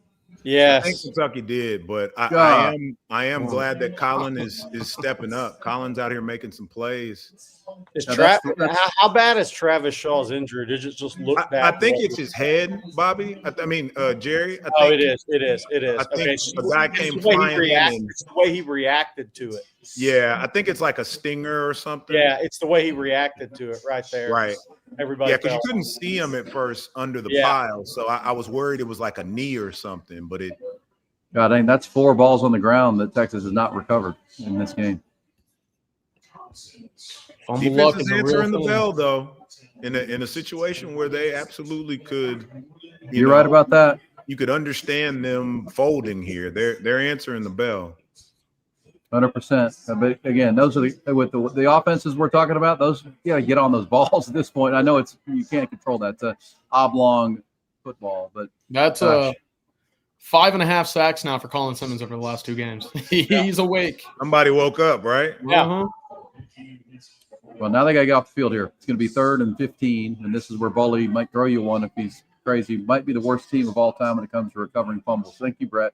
Yeah, I mean, it's Travis Shaw was like he just kind of stumbled trying to get to it, and it's almost a shame that Colin Simmons knocked so far away from his interior lineman. But stop me if you've heard that before, right, Aaron? What's that? Colin Simmons hitting a quarterback so hard on a fumble, yeah, Texas can't recover it. Yeah, he's mad at himself about it too. All right, here we go. At some point, you got to make one of these plays, fellas. Come on, let's get off. Thank you, Abdul. Yeah, buzzwords. But Look, get a win now. Now it's about winning. And 3rd and 15, you got a chance to get the ball back with 9 minutes to play, and takes one drive offensively. I know we've been saying that for 3.5 quarters now. Wonder if we sneak Lance Jackson in here on like a NASCAR. Is he? Yeah. Yep, he's on the field. Yeah, For he sure. was the highest Brad rated Spence. Longhorn. Brad Spence. Yeah. We got Ant out there. I hope he's coming and not dropping. Nope, he's dropping. There you go. Get home, boys. Oh my. Uh,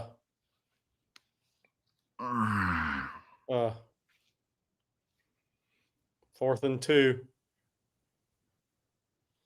Come on, fellas. You gotta get him on the ground.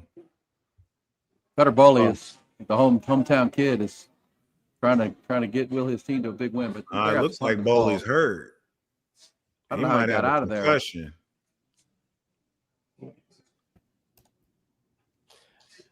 I know the conversation would be go for it. But Texas has 139 yards. I'm punting this ball. I'm trying to pin it inside Get him the deep. Yeah. I would. No, I would. 100%. That was a big. Bowley's pointing at his ankle. Colin, man, he's oh man. Yeah, Colin. In college football, CJ, where the star starts pulsing under the player. That's It's like he's gone game breaker mode. Yeah, he's feeling it. He's got Arch by the ear, saying, "You're not going to lose this football game for me right now." Just dragging him along. Whatever it takes.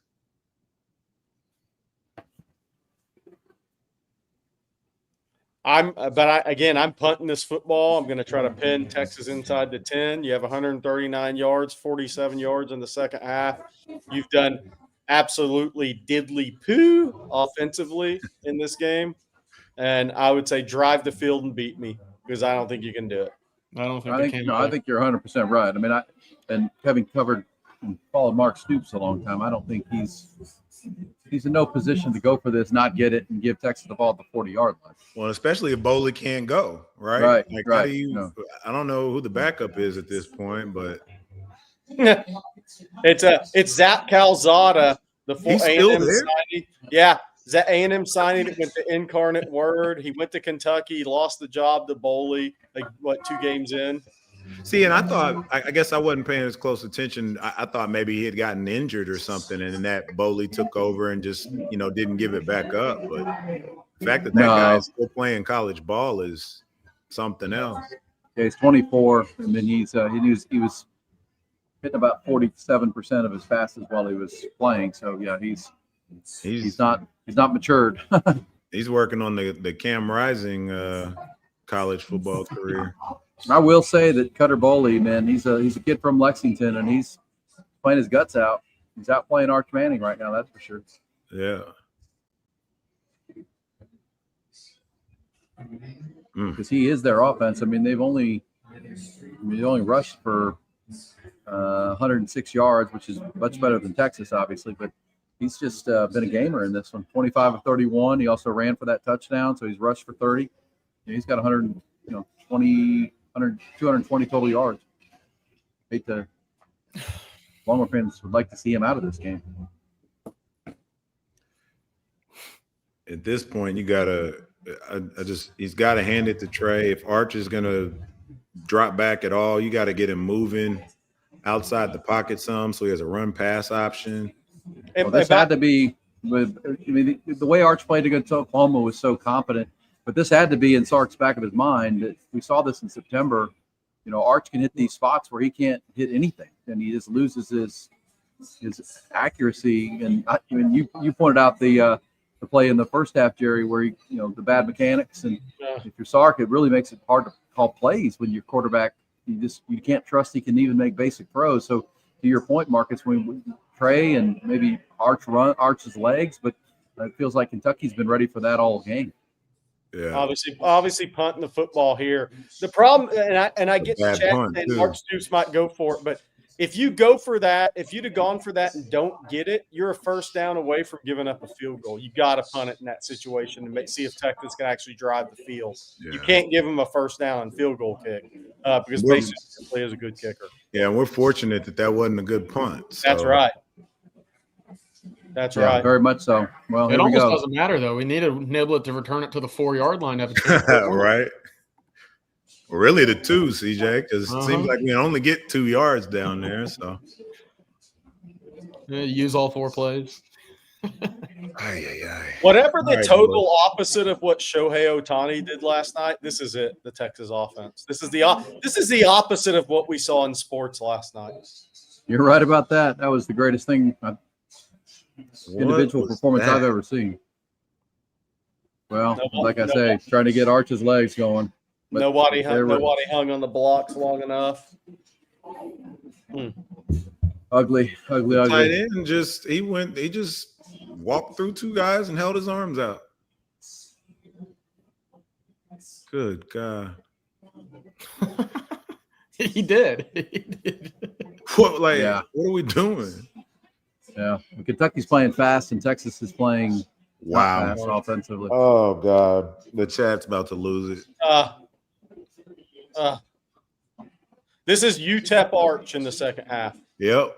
This Well, is this is UTEP it. Arch. This, This I mean, is if you're Sark, UTEP at some point you got to think about Matthew Caldwell because you have to be able to complete basic passes. Yeah. This You is can't call bad. plays. This is UTEP Arch again. 8 Oh. of the last 9 passes incomplete. And they haven't been close, really. Hold on to the ball.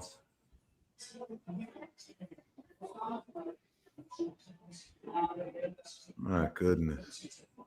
So now we're punting, hoping that we can pin them deep and that the defense makes them. Brian Jones just said the funniest thing in the chat. Where is this? It's moving so fast. Where was this? When does when does Kentucky start booing us? That's pretty funny, actually. Good job. You need comedy about now. Dude, That's just laugh to keep from crying. So I'm to the point. You can't just keep doing this. You can't. Caldwell cannot simply be this bad. Well, Well- here's the issue I have is, and again, I just said this is UTEP Arch, and that's really bad. Well, he's 9 for 23 for 109 yards. I mean, But if anybody says, "Oh, Caldwell just solves all the issues the next 5 games," no, it doesn't. If you can't run the football or you won't run the football, it's not going to matter in this conference against the people you're playing. I agree. Yeah, But it'll solve the issue tonight. It might. Well, it might not. Well, it might. It probably will. At least maybe get you to a field goal, but it doesn't solve anything long term. If you cannot run the football on the road in this league, you are not winning. I agree. well, I'm just saying. I'm not saying Run the football. you're 100% true, and I'm not saying Arch Manning or Matt Caldwell for the next 4 games. I'm talking about for right now Right now, to try to win this game. Try to win I this get ball it. game. Yeah, I the get it. 5 games later on this year don't really matter if you don't win this one. Yeah, but this is obviously not a playoff team, so it's like, We're just arguing to argue, really. yeah, we're just arguing to argue because if you can't run the football or won't run the football in this league, good luck, man. Look at the history of this league.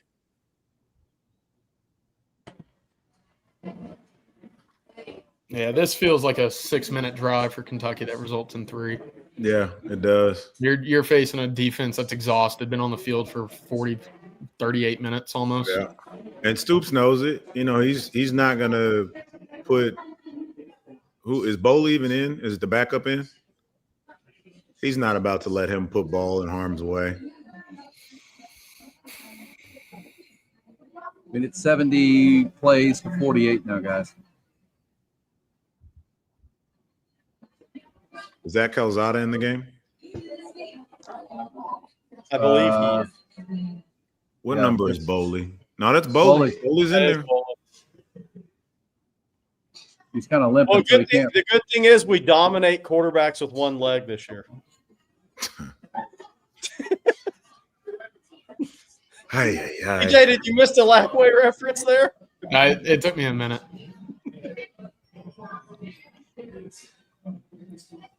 All right. This Well, boy, at it least doesn't you, I matter. think. Keep turn around and wait a minute. QB draw here.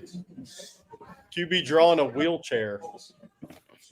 I know that's the thing. You can tell he can barely put pressure on his ankle, right ankle. Is that a catch? 1st and 10. The other official's coming in to tell him that he's out. Oh no, they gave it to him. Let's see.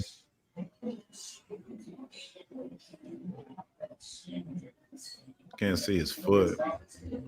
Yeah, I think he drug it. I think it's a heck of a play over there. Wait a minute. Call a timeout. Wow, we got lucky. They called a false start. Is that reviewable? Because we had like 14 men on the field. Yeah, we definitely had more than 11. I'd be losing it if I'm Stu. Yeah, he is. Well, Holy cow. wow.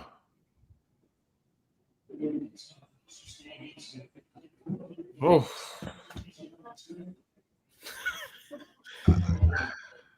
It's funny. I'm behind you guys by quite a while. It's funny hearing y'all describe the mess and then me envisioning what it might just be and then seeing it, and it's worse than what I thought it would be. Yeah, this is like, CJ, for you, this is like when you're driving in a neighborhood and you see 3 trash cans that are dumped over and the trash is all over the road. That's what it's like. Yeah. Then you find you driving up and seeing the trash everywhere. Yeah. I'm really interested in what this call ends up being by the refs.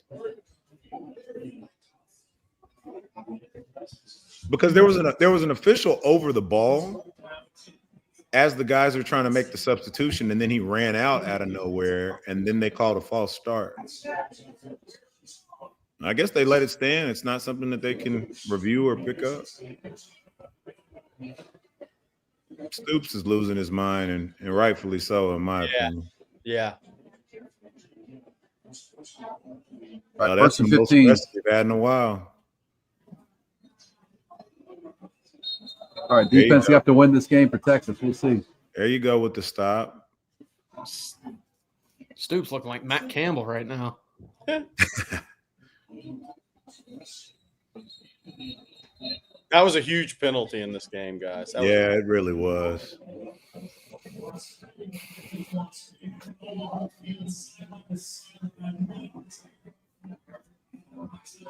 11 tackles now for Anthony Hill. He's having a very active game, but somebody's got to make a play. Mm-hmm.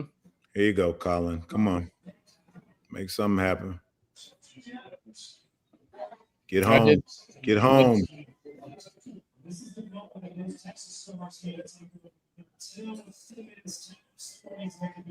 Oh, come on, boy. Be smart. I think they just called McDonald for unsportsmanlike conduct. Oh, no. And they should.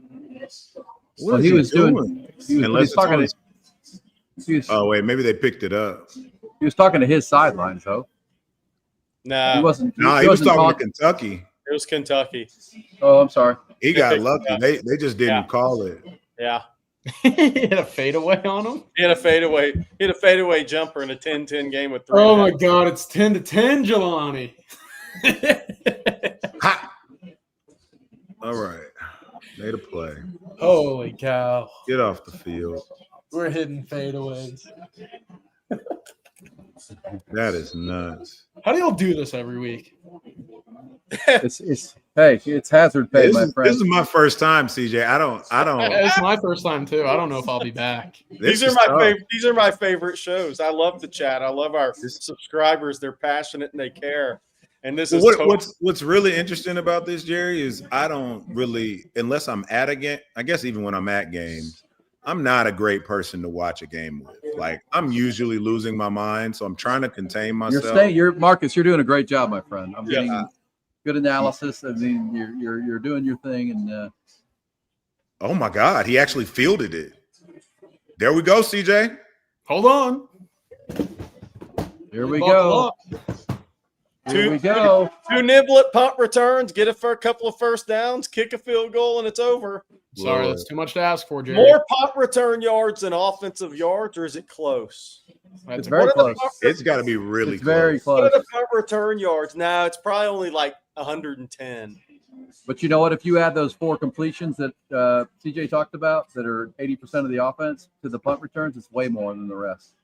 So 8 plays or 6 plays would be the Longhorn entire offense. 88 punt return yards. I'll eat my crow right now. I will. I was a big detractor of Ryan Niblett in the punt game. I was very frustrated with the lack of catching punts early on this year. That's what I was. I was the same place.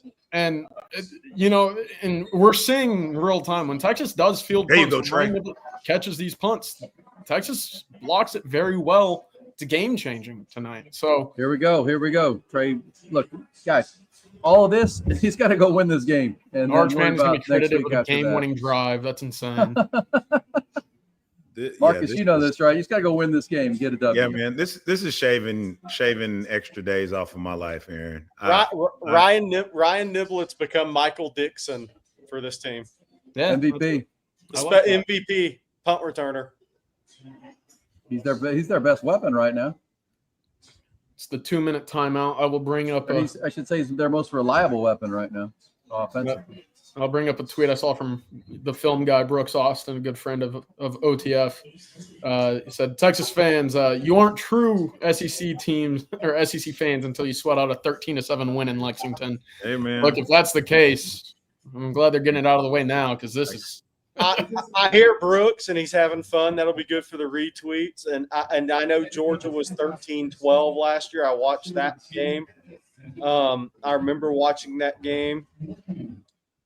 Georgia still had 262 yards and 12 first downs, as horrible as that was. 9 penalties, didn't turn it over. That was Georgia played an incredibly ugly game last year in Lexington, but it wasn't quite this ugly. But it was close. I feel bad for what Coach and Jeff and I are going to put up on grades. You want me to help you? You want me to help on that? Oh yeah, we can make that short and sweet right now. Yeah, producer Matthew would love a 5-minute video of just us saying F's across the board on offense.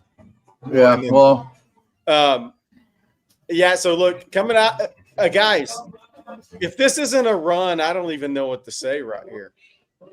You got to hand it to Wisner and try to get. If you get a first down, great. If not, maybe you get it to 3rd and 2. And you know what I would do? I would do the same thing again. I'm not. You have to make them use your timeouts. I'm not play action right now with Arch in this game. If he doesn't throw the football the rest of the day, I think that's okay. Yeah, I'm seriously running. I'm telling Wisner, we're running it. You're running it. We need a first down. Then we're going to run it 3 more times. We're going to force them to call their timeouts. We're going to kick a field goal. Period. Yeah. Put the game on his back, man. I can't. Yeah, this is hard to watch. Earlier, I was trying to be optimistic, thinking, all right, they can put something together. And I had to go on mute a couple times because I was getting annoyed. And then I was looking at the chat and I was talking out loud. And my girlfriend was completely agreeing with everything I was telling her that was happening in the chat. So finally she gave up on him and took a little nap. So good for her. Yeah, she's a smart woman. She's not missing anything. On the other hand, I guess we're a bit sadistic or something here because this has been brutal. Thank you, Humboldt. Thanks for supplying a place for all of us to come be happy, sad, upset every Saturday. Well, you're always welcome here. Doors always open. Last week was a lot of fun and more exhilarating than this. This one is not great. It says no way Caldwell is worse than this. Thank you, Hookham from Arkansas. To remind people in our 2-minute warning that the fourth quarter brought to you by Driven Auto Sales, and you learned in the previous quarters, a couple earlier, but Driven Auto Sales has 2 shops as well. Once you buy a vehicle at drivenoutosales.net, great used vehicles. So my man Jeremy finds the best used, lightly used vehicles and sells them to you online at drivenoutosales.net. He'll deliver them to you here in Central Texas, and all over the country.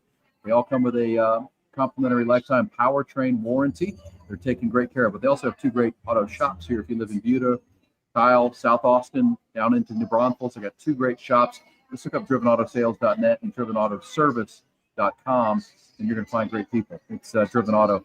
You want to know? team. You know what? You want to know What when was that? Oh boy. false Yeah. start. Boy, that's exactly what you wanted at that time of the game. We're dancing coming out of the timeout. Well, I was going to say, I was actually like, he's trying to bring energy. You want to know when you have a horrible offense is when DeAndre Moore, who's a really, really good player, has one catch for 19 yards in this game. And Yeah, and he he's is. dancing before a play that he knows is about to be a run. Who was that on? Did they say who it was on? Right side. Oh, just right side. I mean, I couldn't tell if it was. I'm saying you're probably right, Aaron. It was probably literally the whole right side. It was Jordan Washington, I think, is the one who they called it on officially. Okay, Trey, hold on to the ball. All right, I like getting outside a little bit instead of fighting the good move. But you want to make Kentucky use timeouts here, guys. I was going to say, you got to get one more first down. Kentucky has a guy down, so they have to use one, right? Well, Yep. I guess it's Inside 2 minutes, you kind of have to inside of 2. by rule. Good cut back. I tell you, I don't love leaving up a 50-yarder for. But remember, we talked way back that if there is any wind left, it is with Texas here in the fourth quarter. Yeah, look, I know it pains me to say this. I don't know. I think you got to let Arch throw the ball here. Oh God! Got to try to get a first down. Oh God! Yeah, because you do. Then all of a sudden they have to use their timeout. Look, if you gain 2 yards and you make a 54-yarder, they're going to get the ball back with 1:30 to go. Yeah, I agree. Then it's one fluke play away from losing a football game. So, if anything, Jerry, if you're going to let him pass it, roll him out. Yeah. Just tell him to tuck that and run it. I at this point, I don't want to see the ball in the air again, man. I agree with you. I don't know if I can take it. I also don't know. I don't know if I can take it. I don't know if I could take it saying it, but I'm just like, you got to try to get a first down here and get you. What you don't want to do is, well, first have a 53-yard field goal to have to try to win the game right now, and then still have a minute 30 on the clock. You got to try to get a first here. Yeah. Well, they did just charge that timeout to Kentucky, so. Well, that's good. But again, if you get a first down, to Jerry's point, it's over. You can force them to make. Yeah, well, it's over if Shipley makes the kick. Yeah, exactly. Right. They won't have any time left, I should say. Auburn just went up on Mizzou.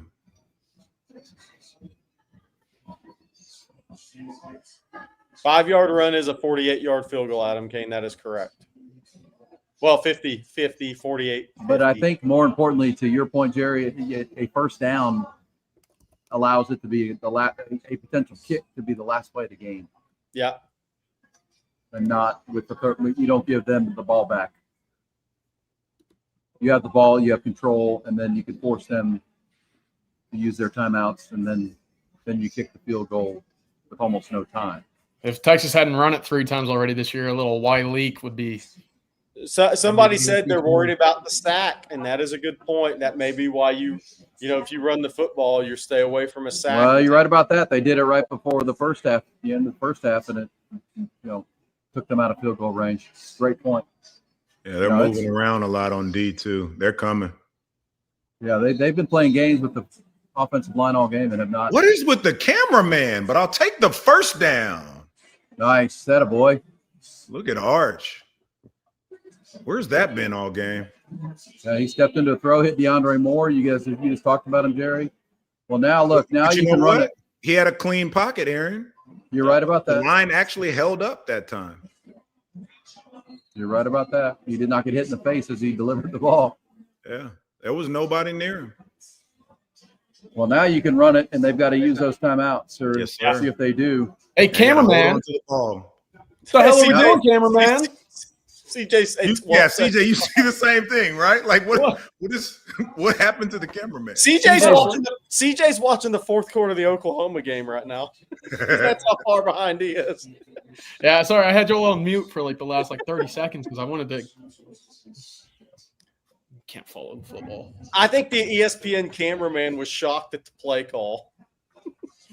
He wanted That to or be that. he's struggling with the game so much that he pulled up some of that Kentucky bourbon. That's like what you normally see on like a huddle tape of some fan cheering, like some kid that goes to the school cheering on a play and forgets to move the huddle camera. Holy cow, dude. What was it, a slant to DeAndre Moore? Was that the play? It was.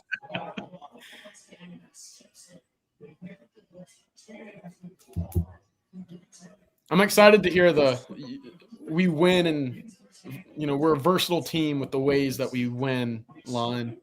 Complimentary football. Yeah, that's coming.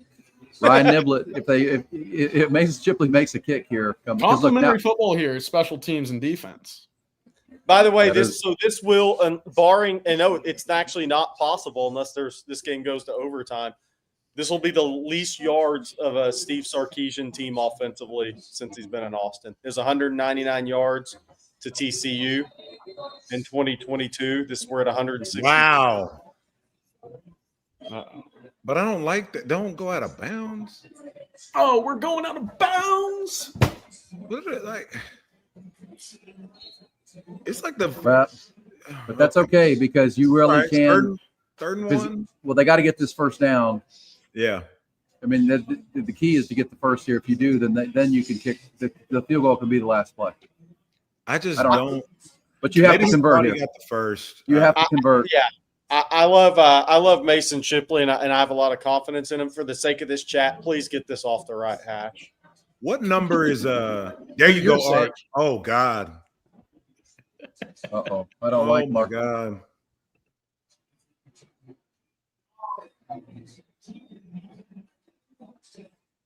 No. Now you got to kick it, so they're going to get the ball. How big going out of bounds was. You can use your last time out. Yeah, you're right, Marcus. I agreed with it if they got that conversion, and they did not, and that's they don't have a short yardage offense right now. That's on Moore doing all that damn dancing. Stay in bounds, brother. Yep. Yeah, he's got to stay in bounds on that. He's smarter than that. Oh boy. What do you do, Sark? You got to kick it. Oh, yeah. Kick it and trust your defense. Yeah. You got a quarterback that's gimpy. Have to kick it. Colin Simmons is coming to play, too. Hey, the only good thing that did come out of this, aside from, assuming that we get these points that we need, the defense got a little bit of a rest. So hopefully Colin's over there charging up because we need him. Well, let me say, Marcus, on that DeAndre Moore play, you're right. I mean, I don't mind the play call. He cannot go out of bounds on that. Nope. You can't. Unless you're clearly walking past the first down, you cannot go out of bounds there. Because even if Shipley makes this, you're leaving them a minute where you didn't have to do that. Nailed it. Yep. So we got what? They'll get the ball back with at least 50, 55. Kicking downwind, so should kick it to the end zone. They have a really good kicker, but he'll be kicking it back into a little breeze at least. I don't know if it's a lot of breeze. So they're going to have to go from 25. And they have no timeouts. They're 30, so they got to go 55 yards to have a 47-yarder.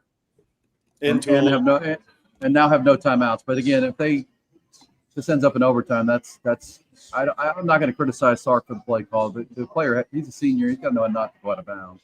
Yeah. I mean, that had to be relayed, and he didn't even attempt to stay in bounds. But either way, you also have to be able to convert a first down on 3rd and 1. But you're asking this offensive line to gain. You're right. I'm sorry, but I'm being too optimistic. This is a team that only has 170 total yards. So, but look, this is what you want, right? You have a Kentucky team that they can't run the ball. They really just have to drop back and throw. I'll tell you what. Sorry to cut you off, Aaron. No, you're right. Go ahead. I tell you, it really irks me whenever I see late game situations like this, and you see players, they pan over to the sideline, the quarterback's sitting on the bench, they're not tuned in or whatever. To see Arch up there pumping his fist after the night that he's had, I like that. I appreciate that. I agree. I agree with that actually. Yeah, they kicked it short. They kicked it short to run some time, force Kentucky to return that. Run If I'm Kentucky, I don't know. I get, you got to move it down the field, but I would probably try and run a screen. Yeah. Problem with that is if you don't get out of bounds, that clock is your enemy now. So I just hope they play some sound defense here. I don't want to see just full blown prevent, man. Like, remember, quarterback injured ankle here too. And you just have to bring the NASCAR back. They're not going to run the ball, so. And that's why they said screen pass might be a really good call, Mark. Jesus. Hobbled quarterback, 15-yard gain. Wow. Lane integrity, guys. That's too easy.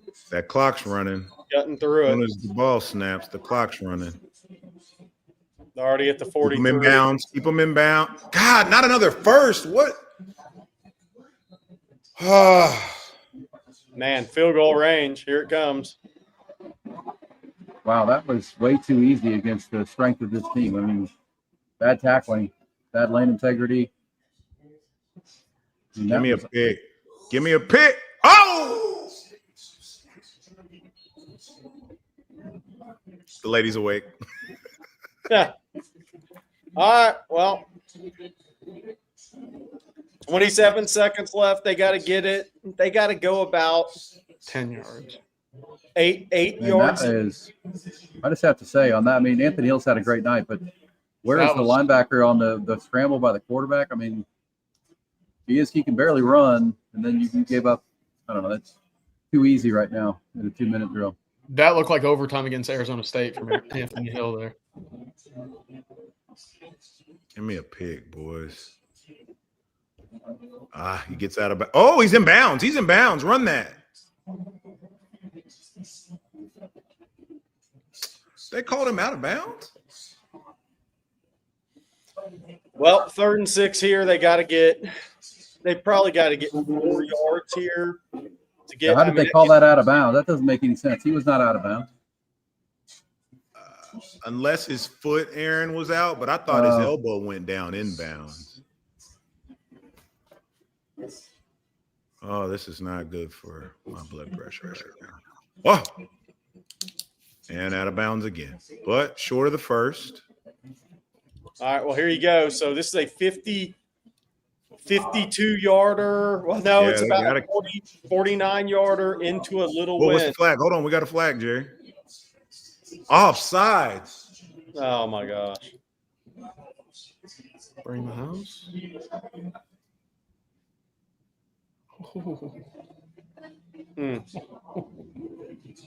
Wow. So you're 3rd and 1? 3rd and 1. So if you run it and get a first, then you can spike the ball and get your field goal team out there. Trey was he was Trey over. was too antsy there. Yeah, he was offsides. That was a good call.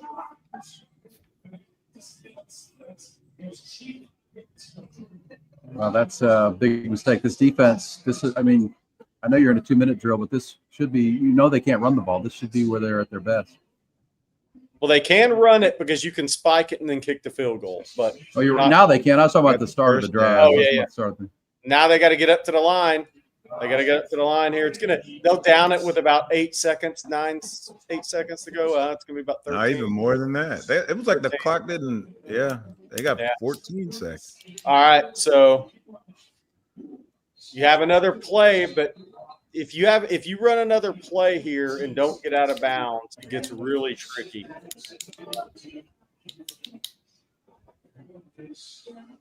They're kicking it. Yeah, you can't do that here. Was this like a 45-yarder, 46? This is a 44-yarder into 45-yarder, maybe into a slight breeze. Not much breeze now. It looks like it's died down, maybe into a 4 or 5 mile an hour breeze. Burke is the jumper. Nailed it. We're going to overtime. Yeah, well, that's on DeAndre Moore and go with Sark for the play call to design a play that you cannot go out of bounds. Texas was in a position to force Kentucky to use all their turnover or all their timeouts and kick a field goal with no time left, essentially. They did not. This is insane. This game should be over. Yeah, after the Ryan Niblett punt return, you had a chance to. You had 2 goals. You had to move the football forward, but you also had to force Kentucky to. And once you got a first down, then they had to use them, and you could have run the clock all the way down. But that throw that then stopped the clock, and that was 40 seconds, guys. Yeah. And they didn't have to use the timeout, which they could use on the next play. Oh my god!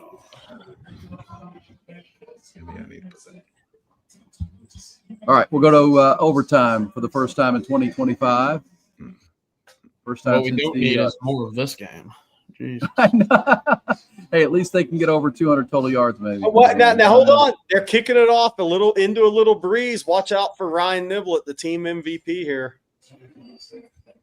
Aaron, you're ending it too early. Well, what's the? I can't see the clock. Where I'm out here at the 9 seconds. Progress Cafe, Nine, they've got 9 seconds left. Obviously, squib kick is.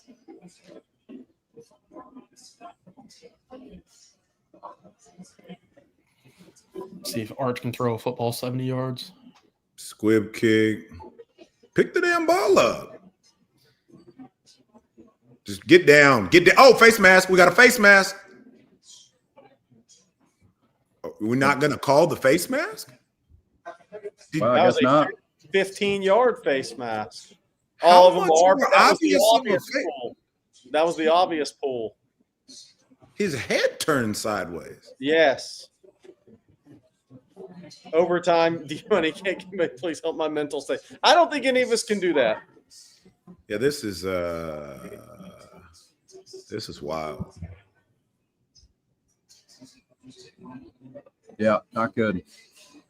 All right, fellas. I'm staying, but I gotta run to the restroom here real quick. All right, come on back. You don't have to hide that we're throwing up. I get it.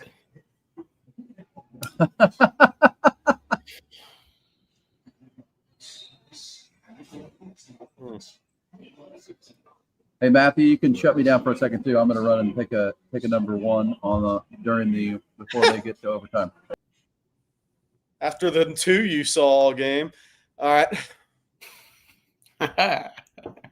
All right. So CJ, Texas 171 yards in regulation, the least ever by a Steve Sarkisian team. That record was 199 against TCU in 2022. 5 of 15 on third down. 52 plays run to 81 for Kentucky. Texas defense has been on the field for 39 minutes and 23 seconds going into this overtime. In this overtime, who's been able to run the football? Kentucky, not Texas. Does that mean anything now? Texas had a couple of runs with Wisner late, but we'll see where things go right now. I think this game's going to come down to somebody just texted bad news is there's no punt returns in overtime. That's very true. That is very true to the person who texted me that. The bad news for this is Arch is going to have to win this game with his arm, in my opinion. Arch is going to have to win this game with his arm for Texas at this point. No, that's really bad. Whether it's a throw to get to a field goal, if they miss Kentucky misses a chippy or something, Arch is going to have to win this game with his arm. Well, and the defense is going to have to get a stop. I mean, that was so disappointing in the end. The Longhorns were so fortunate to get that Ryan Niblett punt return, to put them in a position to control the end of the game, and they didn't execute that. The DeAndre Moore play where he ran out of bounds. I mean, I like the play call, but he has to be instructed to slide out of it. You cannot you can't have the clock stop there without them having to use the timeout. By the way, there was a little good news today.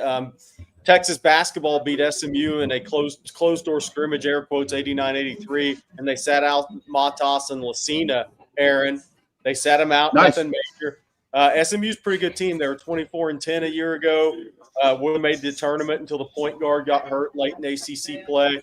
Kendall Weaver had 22. I think he was like 10 of 11 from the free throw line. Nick Cody played really well. So I've got that for some positivity. I've also got my Friendswood Mustangs basketball team, which are ranked 12 in the state, led by my point guard Chase Richardson. They're one of the top juniors in the country. So I'm thinking positive right now. Good vibes, son. Good vibes. I'm trying to think positive. Hoop season's right around the corner. Yeah, well, that's good. This team is a struggle right now. They can't even. And then again, I mean, the last 2 minutes were very frustrating because you had a chance to end the game, and then your defense that, in a situation where they don't have to worry about the run, you got them one-dimensional.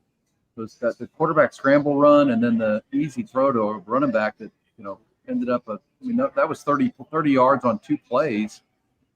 Way too easy. By the way, I think we have over 4,000 people on here. Thanks for putting up with this game with us. Thank you, y'all are our lifeline, and thank you for supporting the channel as always. For the A&M fans that are in here just watching and cackling right now. Thanks for supporting the channel, and as we get to this coin flip, I'll tell you this: in my little break there, I switched over from water to some Bingham's burp. So, Bingham's burp. Attaboy. It's a veteran move. Yeah, I had to have my lady make me a drink real quick. You're not. I guarantee you're not the only one in the chat or here at the Progress Coffee and Beer Bar and Beer Garden here in Buda, Texas, that are drowning their frustrations right now because it's been a pretty embarrassing performance for Texas, and they just want to get out of here with the win if they could, but that is now in jeopardy. They had a 13-10 lead and did not manage the final 2 minutes very well at all. Let me mention, speaking of imbibing and enjoying a cold beverage. How about Tito's? Tito's Beverage. Tito Beverage and his team are the best, and we appreciate them being part of the chat every time in the on Texas football watch along. Doing a great job for them. So we'll see more about them coming up. By the way, my turn to go to the bathroom. Unlike the Texas offense, I don't want to go on myself. Go ahead. Yeah, well, Mitchell's going bleach neat. I went bourbon neat. So nice. Bleach. Yeah, Tito's Handmade Vodka, America's favorite vodka for a reason, known for great vodka, giving back and doing good for dogs. Distilled and bottled, 5th generation, incorporated, Austin, Texas, 40% alcohol by volume. Please savor responsibly. I know you will. All right, here we go. Overtime. Longhorns on defense to start, and obviously you'd like to, force a field goal, force a turnover. 38 for Cutter Bowley. Holy cow! Yeah, I mean, it's screen, all the yardage, almost a touchdown. Well, guys, is this defense out of gas? That's 82 plays now run against them. Yes. Yeah. I mean, it's a perfect play call. They doubled. Michael Taff has had some horrific angles today. I like Michael Taff. This is a game where he's going to watch the tape and say, "Holy cow! I've been out of position the entire day." I got to tell you, I want to see this game go to 8 overtime. See if Marcus passes out drunk. Hey man, I have a pretty high tolerance, so I definitely won't pass out, but I would absolutely have indulged at that point. Yeah, that's when the takes get real. Yeah, y'all would get a different version of me if it went to 8 overtime. Yeah, this game is 83 plays to 52 offensively. I mean, it's this is a tired Texas defense. Yeah, you've been mentioning it the whole game. We mentioned it while you went to the bathroom. 81 snaps on defense going into overtime. What are you doing? Come up and make a play. Sorry, y'all. My bad. Did he fumble? They were trying to rip it from him, but I don't think he ever fumbled it. But they're going to try to rip it from him. Yeah. Taff is yelling for something. Go. Hold on. Holy Let's see. cow, dude. He was carrying it like a loaf of bread. Let's see. I think the ball was out.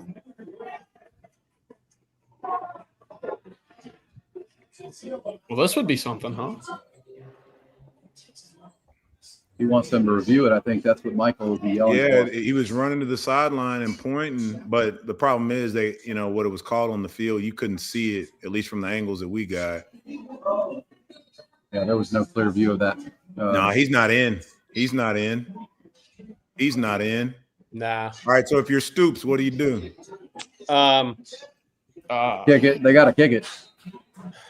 Well, I don't know. I mean, it's from the half-yard line. Tired Texas defense. Yeah, you have McGowan. I mean, have you seen Texas play offense? Do you really think that your defense can? Yeah, they're going for it. Mason Shipley will make a kick.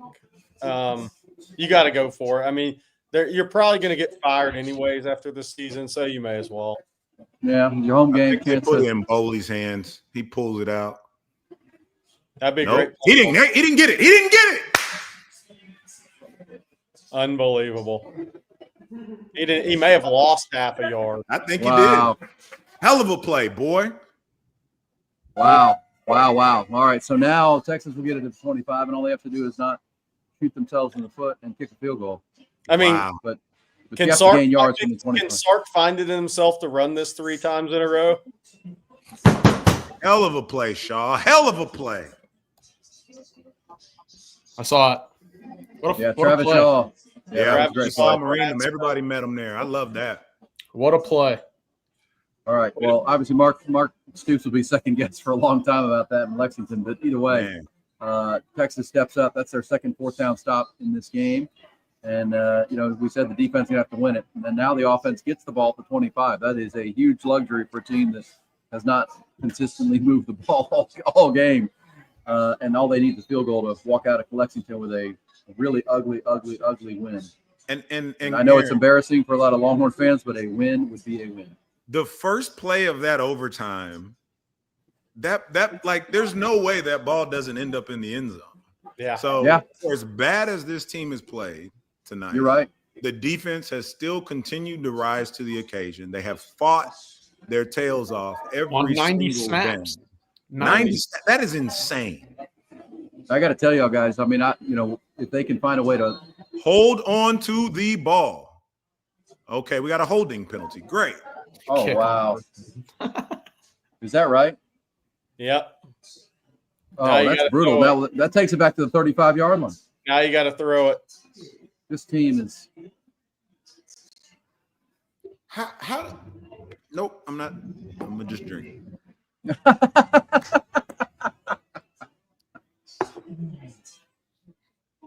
Yeah, I mean, a simple run play and just trying to get to the right hash mark. Now you're 10 yards back. I didn't see who it was on. Who'd they call? Brandon Baker. It was on Bake. Surprise, surprise. Well, now you got to get some yards here. I'll take that.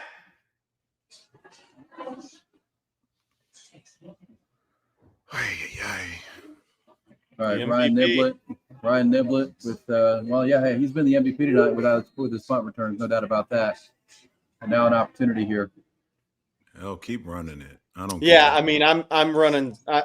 I'm not even running outside zone here. I'm just just get it to where he likes to kick. I'm running Power to Weisner just up the middle. Let him get 3 yards and kick a 44-yarder. If you're Hold not on to the ball. If you're not good enough to make it, you're not good enough to make it. Oh my God! What? Okay, well, no clock, so never mind. I'm not as mad, but what a.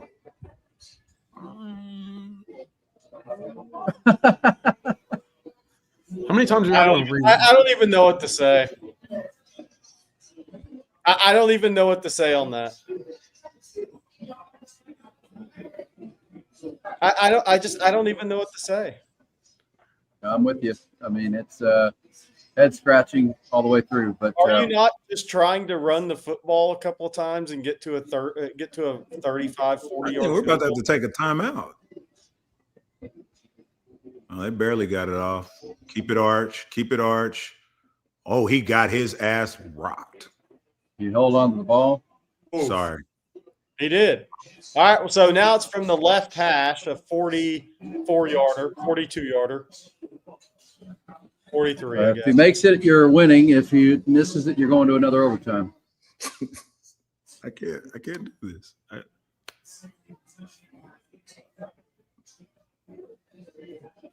I get it, chat. I understand now. I do. You've been brought to the dark side, Y'all have or the reality side is what they would tell you. You got licked.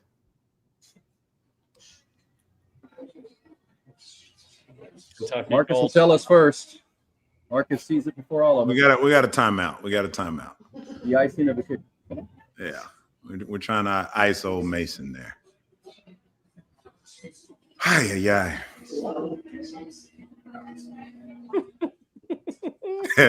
We've been waiting for you, Marcus. Well, this is why you went and got Mason Shipley out of the portal to make a kick just like this. He's been 2 for 2 tonight. And it would be, gosh, the ugliest win of Stark's career, but you'll take a win right now to get to 2-1 in conference play, 5-2 overall, and live to play another day. I will say, even if you win this game and he makes this kick, guys, this is going to be a tired defense coming off Texas OU. Oh, yeah. And then going to Mississippi State next week with a team that's going to face 90 snaps in this game, 100 snaps in this game. Somebody said Arch, his shoulder looks like he's getting looked at from Brett Mayfield. He took a hard hit there, guys, and that was on his right side. Yeah. All right. So do y'all want to know, or you want me to wait till everybody sees? You know, You're smiling a little bit. I'm trying to judge your. he ain't missing it. He ain't missing it. Win your clunkers. He's money. Win your clunkers. All right, gentlemen, get ready God, for that the was post-game ugly. show. It's going to be, hey, Marcus, great job, man. You were awesome. Thank you. Every game's a slump buster this year, as it turns out. Thank you to All right. Callahan's General Store, Progress Coffee and Beer. Also, our friends at Driven Auto Sales and Driven Auto Service. Hey, guys. Season continues. Let's wrap it. Go See y'all. post-game. Thank you, See Matt. y'all later, guys. Welcome.